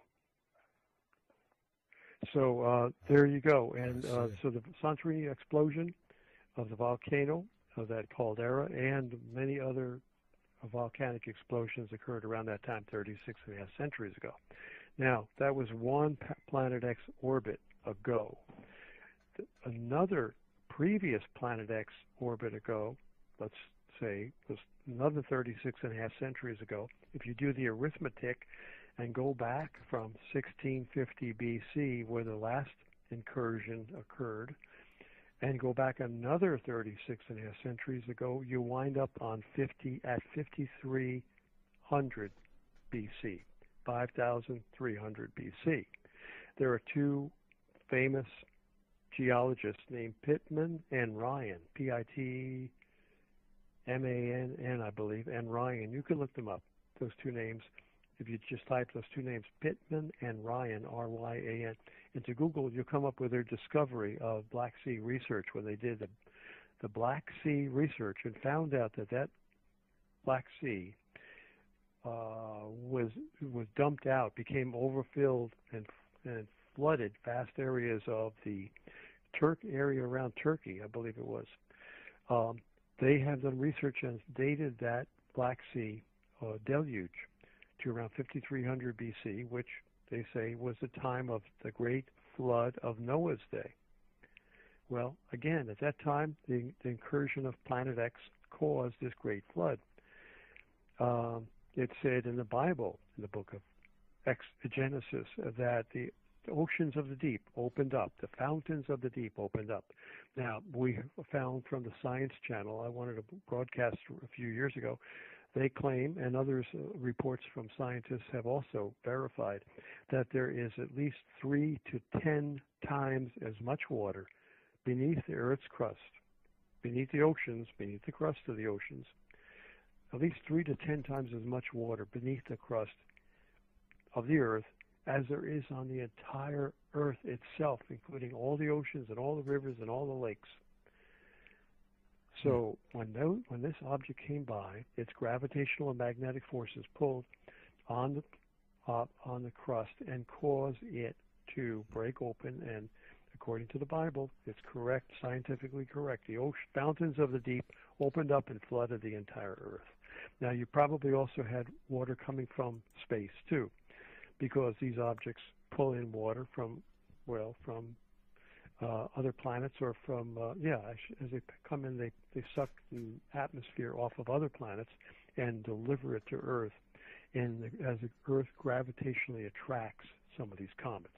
But this was the big flood of Noah's Day. So there we've got two indexing points, 1650 BC and 1650 BC, the scientifically shown date of the great plagues of Exodus, the book of Exodus, which were also reported by Indians in the American continent, and the Incas, the Aztecs, etc. They reported the same kind of disasters where, great floods occurred, and there was 3 days of darkness where the earth stood still in its rotation because this passing massive object actually counteracted the force of the sun and the rotational force momentum of the earth, and slowed the earth down to a stop, to a point where it stopped. And of course, like a top, when it stops, it topples over.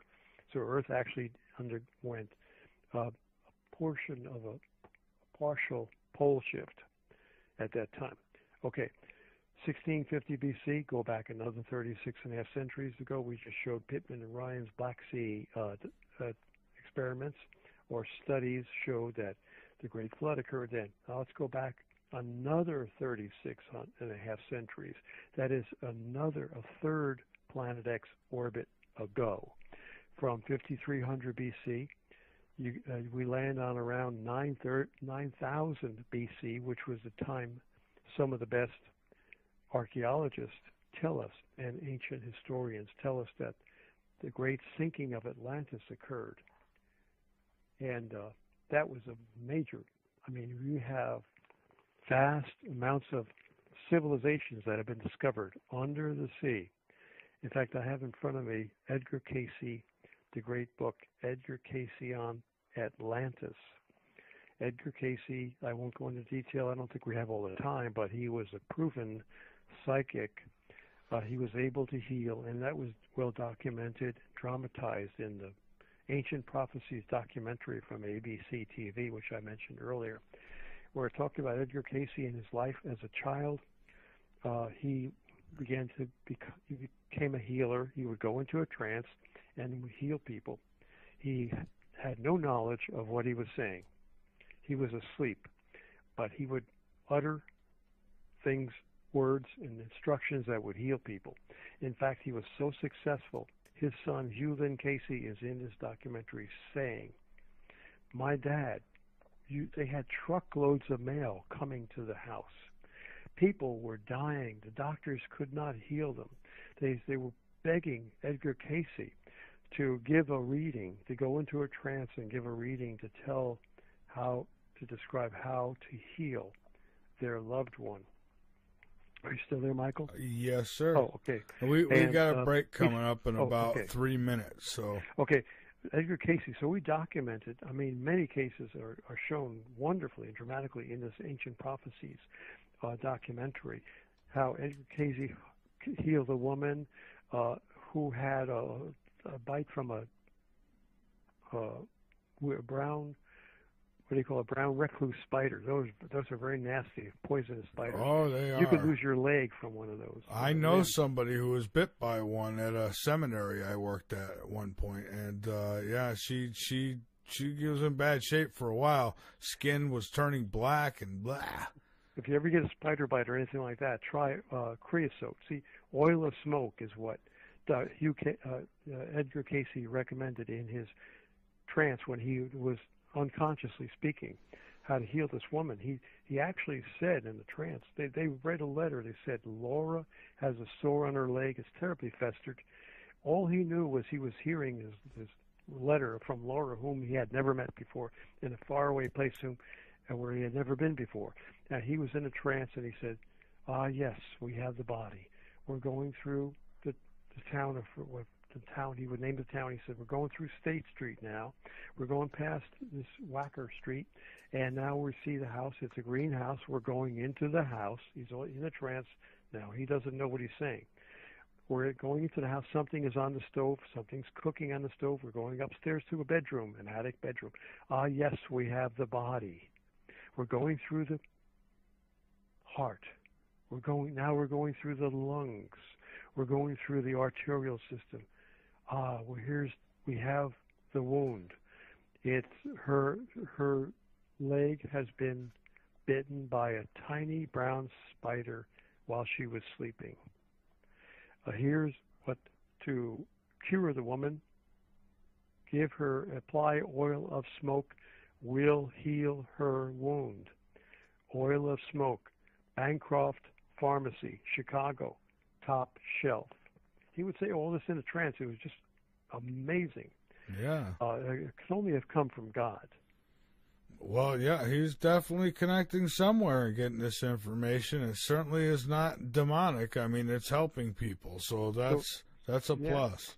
And you know, demons don't help people; they hurt people. That's right. God loves and cares about people. So Edgar Cayce was a prophet of God, and so he said Bancroft Pharmacy, top shelf, in his sleep. And they called Bancroft Pharmacy, and the pharmacist said, no, we don't have any more of that. I'm looking on the shelf. It's not there. This company went bankrupt around 1910. We don't have their product anymore. So they did another reading, and they told Cayce that the pharmacist had said it's not there. And he said, yes, it is. It's behind the blue bottle. So they called up Bancroft Pharmacy, and he looked behind the blue bottle and said, oh, yeah, there's just where you said it is. It's there. We're sending it right away. We're mailing it to you. So this was, now I later read that oil smoke is actually creosote, which is a toxic substance that is applied to wood to keep it from rotting, like telephone poles. Mm-hmm. And if you put that on a spider bite, you'll kill the infection. And you know what I found is for spider bites, I was bitten by a spider and also poison ivy, incidentally.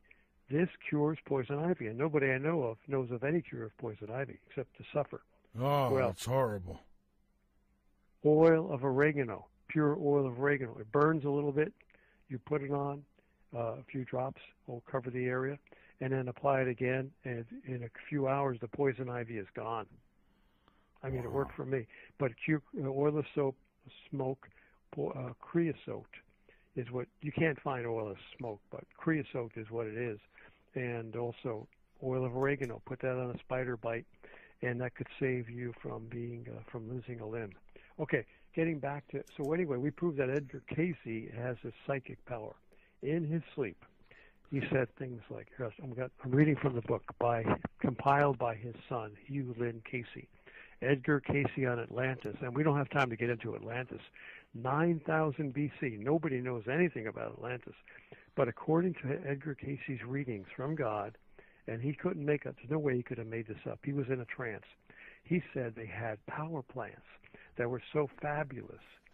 It was like a huge building, and they used these a huge crystal, where energy, either light energy or electromagnetic energy, was projected through the top of the building, sort of like, it looked like an observatory, an astronomical observatory. It had a huge dome that opened up, and it would project this energy. And a lot of people think nowadays that fallen angels may be brought in through portals as a result of some of these pyramids with the projecting crystals, using crystals or whatever in the pyramids. Who knows what the elite are doing? I don't whether that's related or not to Edgar Cayce. But Edgar Cayce said that back in the days of Atlantis, before Atlantis sunk beneath the sea, they were actually projecting this powerful energy through the air, not using telephone lines as we use today, but they were powering cars and boats and airplanes with this energy produced in these power plants,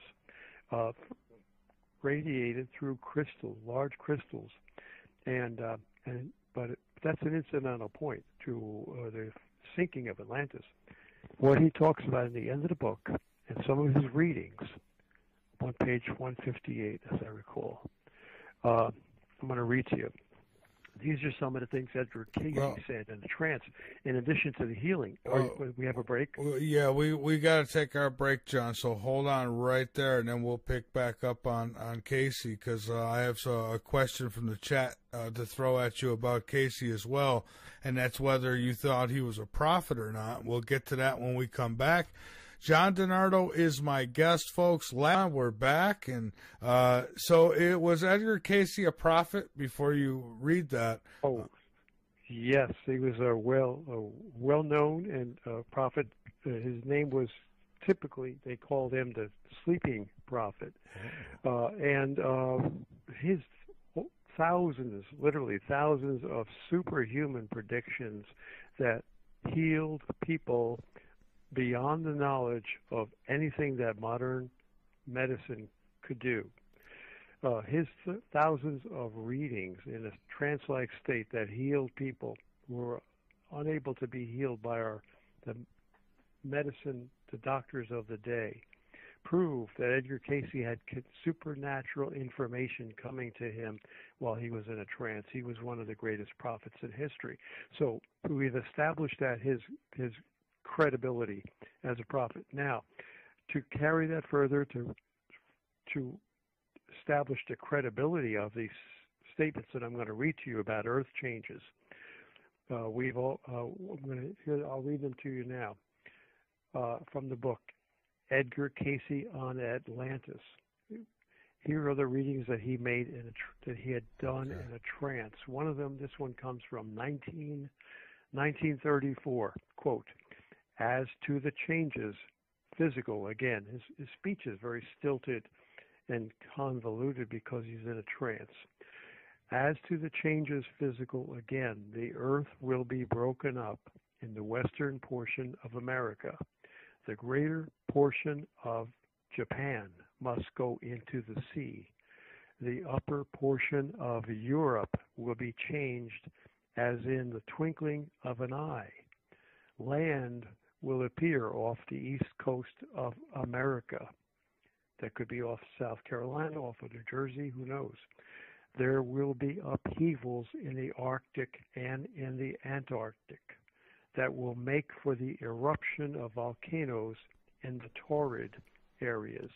And there will be the shifting then of the poles, so that where there have been those of a frigid or semi-tropical will become the more tropical, and moss and fern will grow. And these will begin in those periods in 58 and to 98. Again, he was way too early with his predictions, but I believe that the predictions are going to come true. "These will begin when there will be proclaimed as the periods when his light," that's with a capital H, "when God's light will be seen again in the clouds." Okay. And remember, we referred to Jesus saying that he would come in the clouds with the sign of the Son of Man, and that would be, and I told you that from Planet X information, that would be a glowing cross in the sky. Well, Edgar Cayce is saying the same thing in the trance. He would come in the seen in the clouds. Yeah. His light will be seen in the clouds. I'm wondering, do you know of anything that Cayce may have been wrong about? Now, I have not heard about anything like that. I've heard nothing but good things, but I don't know if. No, I don't. The only thing is the dates. All prophets seem to be way too early with their dates. Sure. But I'll continue reading though. Now, the people who his wife and his secretary would write down, take down everything he said, and record it all. Question from one of his wife was, "How soon will these changes in the Earth's activity begin to be apparent?" Now, this is important for us because we've seen tremendous convulsions and trauma occurring in planet Earth in terms of weather and earthquakes over the past 10 years. We know that. The floods in South Carolina almost floated South Carolina away into the ocean. But can we say that these signs are now becoming apparent? Changes in the Earth's activity. Well, we don't know. I think they're becoming apparent with all the horrible weather we've been having and the floods and et cetera. But let's try to determine when he's talking about. His answer is as to when the changes in the Earth's activity will become apparent. His answer is, quote, when there is the first breaking up of some conditions in the South Sea, that's the South Pacific. Okay, breaking up in the South Sea, and those as apparent in the sinking or arising of that which is almost opposite to it, or in the Mediterranean and the Mount Etna area, then we may know it has begun. Well, we haven't seen that yet. Now, we've seen a lot of earthquakes in the South Pacific, and I haven't done enough geological studies to find out if we've seen such overall South Sea geologic activity to constitute the change, the beginning of the change that Casey is talking about. However, Mount Etna in Italy, I don't believe it has been erupting a little bit, but nothing that serious. So he's saying it's going to be, when you see the coincidence of South Sea geologic activity or undersea earthquakes and volcanoes, and on the opposite side of the Earth, if you'll take a look at a globe of the Earth, on the opposite side it should be around the Mediterranean, around Italy. At the same time, you'll see activity with Mount Etna. And I have to check on that. Lately, I know it's been kind of hot, heating up and smoldering, but I have to check to see if there's been any serious eruptions in Mount Etna. Continuing on, question, will there be any physical changes in the Earth's surface in North America? If so, what sections will be affected and how? Answer from Edgar Casey in a trance. All over the country, we will find many physical changes of a minor or greater degree. The greater change, as we will find in America, will be the North Atlantic seaboard. Watch New York. That was from 1932 when he was in a trance. Watch New York, huh? Watch New York.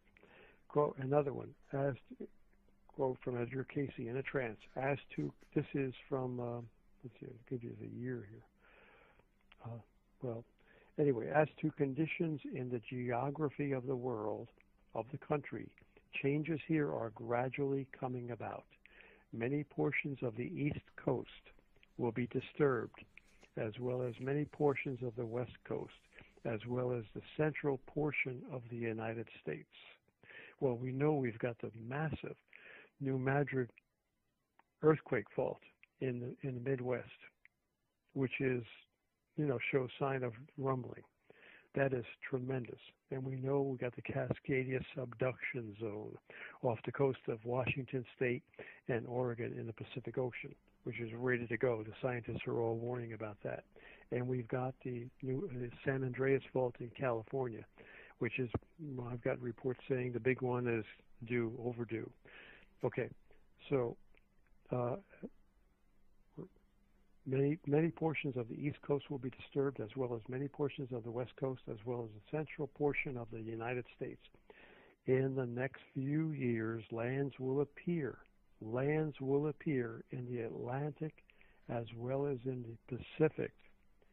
Wow, like land is going to rise up out of the ocean. Do we know if that would mean artificial lands or? No, real undersea, the seafloor will be bulged up. And again, it's all basic,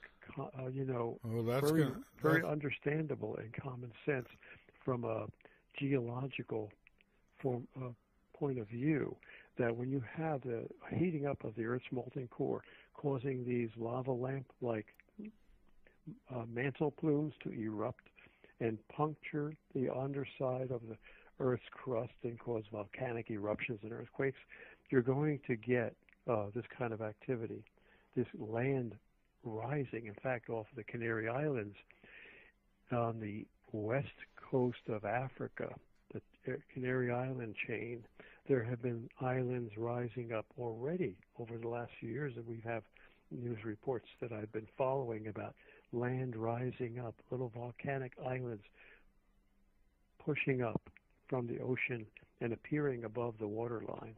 And that's always happening, though, isn't there? Always like islands coming up, in certain spots and then disappearing over time, of course. But these happen relatively quick. Well, they did, yeah. That's the why Canary Islands. And when you say always, like if it was 10 years ago, that's still considered in the current time frame. Yeah, right. But if you say, well, we've had islands rising up, say, back around the 1930s and the 1940s, I don't know. I haven't studied that. But I think there's more of that activity right now. Again, the Earth's core is heating up, and the scientists are reporting on the Earth's outer core, molten outer core, really getting hot, and a lot of mantle plumes are starting to come up now. So it's getting to be a great concern among geophysicists today, right? As we speak. Well, it's a concern for radio hosts too. Yeah, because you're in South Carolina. Charleston is a big earthquake-prone area, very dangerous. I know, and it's way overdue. Yeah. Well, real quickly, what we ought to do is keep our eye on this kind of activity, and you can't sell your house in a day or two, and you wouldn't want to try, but you can take a 2-day vacation if you see the activity getting really bad, and just follow it very closely, and just take off, go someplace, head west, and get a motel room or take a little 3-day vacation. Nothing happens. You just come back again, and you might wind up taking a few trips, but you could save your life. Well, you may not save your house. You know what I'm thinking, John, is with all this flood water, boy, it's a good trigger, isn't it? It is. I've read about that too, where lots of flood water causes such pressure on the Earth's crust that it actually can precipitate earthquakes. Yeah. Yeah, and so that's why I'm thinking, whether it was intentional or not, we know that water certainly in earthquakes they kind of do mix. That's right. Yes, absolutely. So but that's another triggering factor is, as you say, the heavy deluge of water pressing down on the Earth's crust. Many portions of the East Coast will be disturbed, as well as many portions of the West Coast, as well as the central portion of the United States. In the next few years, lands will appear in the Atlantic as well as in the Pacific. And what is the coastline now of many a land will be the bed of the ocean. Wow.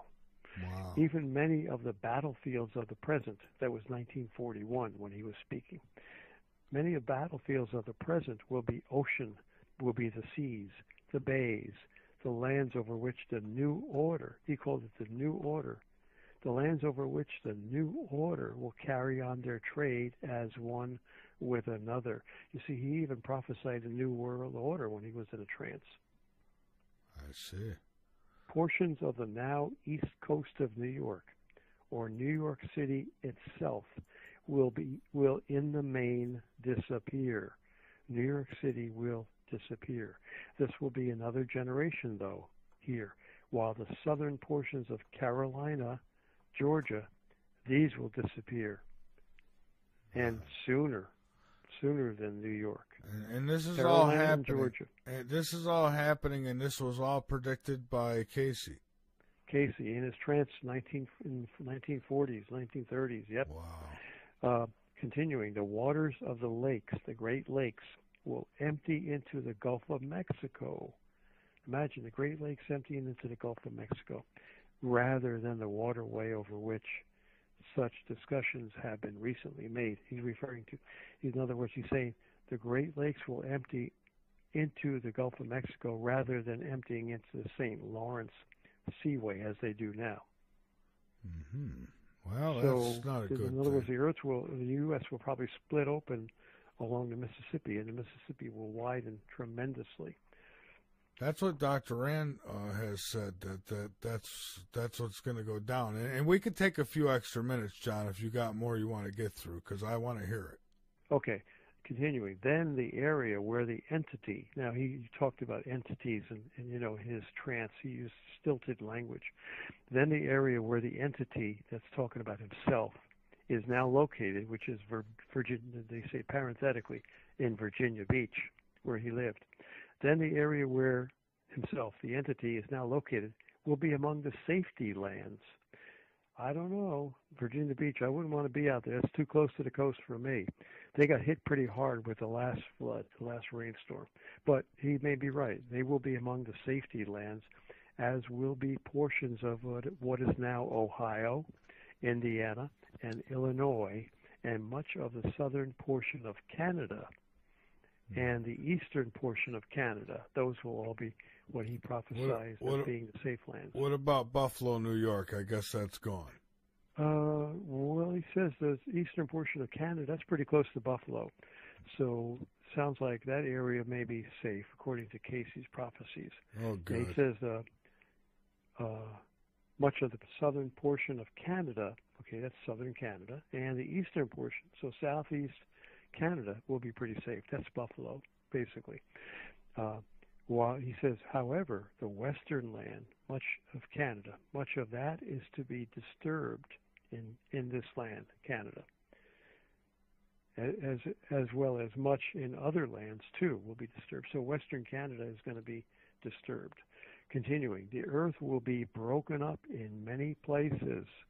The early portion will see a change in the physical aspect of the west coast of America.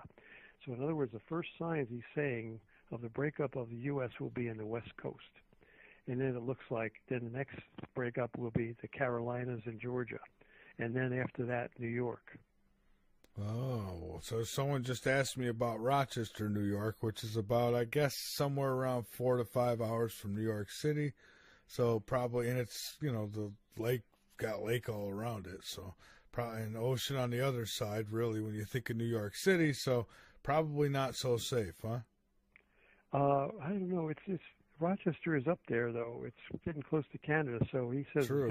It's going to be southeastern Canada, he says, is going to be safe. But well, it's an hour from Buffalo, so maybe parts of Rochester will be safe. I'm sure that there's parts of Buffalo that'll get whacked too because of Niagara Falls. Yeah. So well, the best thing to do is just check out the the areas of eastern Canada, southeastern Canada, and the areas of the U.S. contiguous to southeastern Canada, which would be New England. Upper New England. And those in power are probably aware of this. That's why they're doing so much it seems like to split up the countries and do what they can to cause chaos while they're going to get ready to go underground, maybe. Well, that's what they have to create a diversion. They have to break up the nation states. So World they can War have III. World War before all this happens, and they can go underground. And go. Yeah. I'm sorry. Oh, no. You're okay. Yep. Continuing on, let's see. So the Earth will be broken up in many places. The early portion will see a change in the physical aspect of the west coast of America. There will be open waters in the northern portion of Greenland. There will be new lands seen off the Caribbean Sea, and dry land will appear. South America shall be shaken from the uppermost portion to its end. And in the Antarctic, off Tierra del Fuego, land and a strait with rushing waters. So these are things that happen, or it's all common sense. It's all basic physics. Where can people find these? I'm sure there's probably a website that people can go to and actually see these prophecies of his. Because I'll tell you what, I kind of take what he does serious because I have seen his track record, and it's pretty damn good. Okay. Oh, it's fabulous. I mean, the only thing he was wrong about was the dates. Well, yeah. What you can do is go to your search engine and type in Edgar Cayce, C-A-Y-C-E. Type in Association for Research and Enlightenment. Just remember A-R-E, Association for Research and Enlightenment. You should get all kinds of information that way. Oh, okay. And Revelations, there's so many side things I want to tie together. The little girls in Garibaldi, not only were they told by the angel, these ignorant little girls who knew nothing about science or anything, they were told by the angel that there would come a great heat and people would kill each other. And now my surmisal is that because of the great thirst, which we read about, causing the oceans being swallowed up by the land, and the seas will boil. This was an ancient prophecy in the Colburn Bible. Because of that, there'll be a great thirst, that people will drink each other's blood for lack of water. It's horrifying to think about it. And God prophesied this for those who, he says, if people continue to disregard their Creator, this is one of the things he's going to do, that people would be eating one another alive. So turn to God in your mind. Keep God's presence in your mind, in your heart, and feel his presence, and his mind will speak to your mind and guide you. This is what I try to do. The little girls in Garabandal, the second thing that was told to them, which is absolutely phenomenal, they knew nothing about science. However, they were told that at one point in the future, when these disasters occur, this is called God's chastisement, no electric motor will be able to operate anywhere on Earth. Now, I immediately knew what that was caused by. When Earth Planet X comes by, it's like a big brown dwarf star. It's like a super big Jupiter. It has a huge, great magnetic field that it generates. As it passes by, it's passing, expanding, billowing magnetic field from millions of miles away as it passes Earth.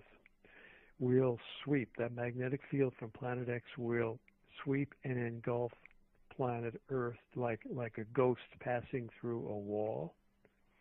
And that magnetic field will cancel out and overcome and neutralize every other magnetic field that's generated on Earth, such as the magnetic fields that are necessarily generated in electric motors. In order to make a motor operate, it generates electromagnetic fields, which those fields rotate the motor, actually.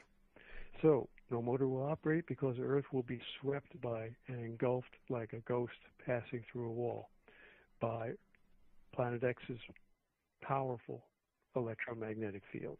So this is phenomenal to think about. These ignorant girls knew nothing about science, and yet they were given this prophecy. So we know the girls were spoken to, given prophecy by God. You see, God has been warning people around the world. God warned us through Edgar Cayce. God warned us through the girls at Garabandal.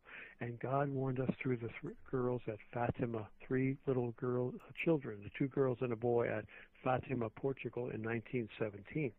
The Pope of the Catholic Church actually, this I have information from Catholic scholar who has been doing research, and others who have researched the Sister Lucia, who was one of the children. She gave the third secret of prophecy, which was concealed by the church, and it was accidentally released by word of mouth through Pope John Paul II. I have the document in front of me. I'll tell you from memory because we don't have time, but it was at a German conclave, published in a German magazine, Das Stimme des Glaubens, and I'm not going to spell that for you. But you can find it, just type in the word Fulda, Fulda. That was the town in which Pope John Paul convened with these German Catholic clerics, and one of them asked Pope John Paul II, why have we not been told that the third secret of Fatima, which was promised to be released to the world in 1960, and here it was 1980 or 1981, and the third secret had not been revealed yet. And Pope John replied as to the failure to reveal the third secret of Fatima. He said, if some great disaster were to occur which would cause the oceans to spill out of their basins and flood entire land masses and cause millions and millions of people to perish in an instant, would we really want to reveal this information? Is it responsible for us to reveal this? You see, so the Pope spilled the beans. He told us the third secret of Fatima. That proves it was a supernatural statement, prophecy from God, again, to the girls at Fatima, just as God spoke supernaturally to those ignorant girls at Garabandal in 1964 and told them that there would be a great heat and people will kill each other and that no motor on Earth would be able to operate, just as God spoke to Edgar Casey and many other people. Gordon Michael Scallion said in the great documentary Ancient Prophecies on ABC TV, he said, the Earth becomes very quiet in the turn of the century, around the year 2000 and thereafter. The Earth becomes very quiet, and then a great wind occurs. And I saw the oceans themselves buckle, and land masses were thrust up out of the ocean. And I couldn't sleep for 3 days. I had to sleep for 3 days after seeing that vision. Land masses thrust up out of the ocean. This is the same thing that Edgar Casey prophesied.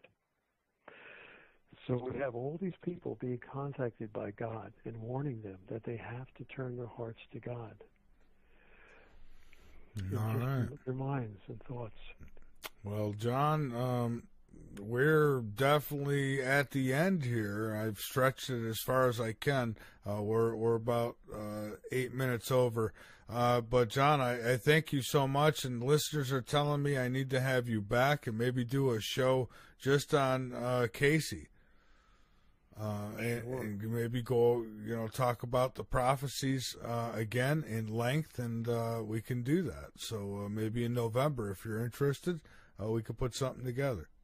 Yes, I would be thankful for that invitation. All right, great. Anything you want to get out there before we're done, by all means, go right ahead. Well, I think everything we're learning today is that God is the one who's bringing this upon us. He prophesied, he tells us in the book of Isaiah that he is the one who's going to bring the poles to shift, cause the shifting of the poles and cause the earth to topple, to reel to and fro like a drunkard, and then to topple like a top that's spinning and slowing down. And that would be the pole shift, which would be globally catastrophic. So God is saying, please, turn your mind to me. Just imagine God's invisible presence. I try to do that every day. Invisible presence of God is with us. It keeps our heart beating.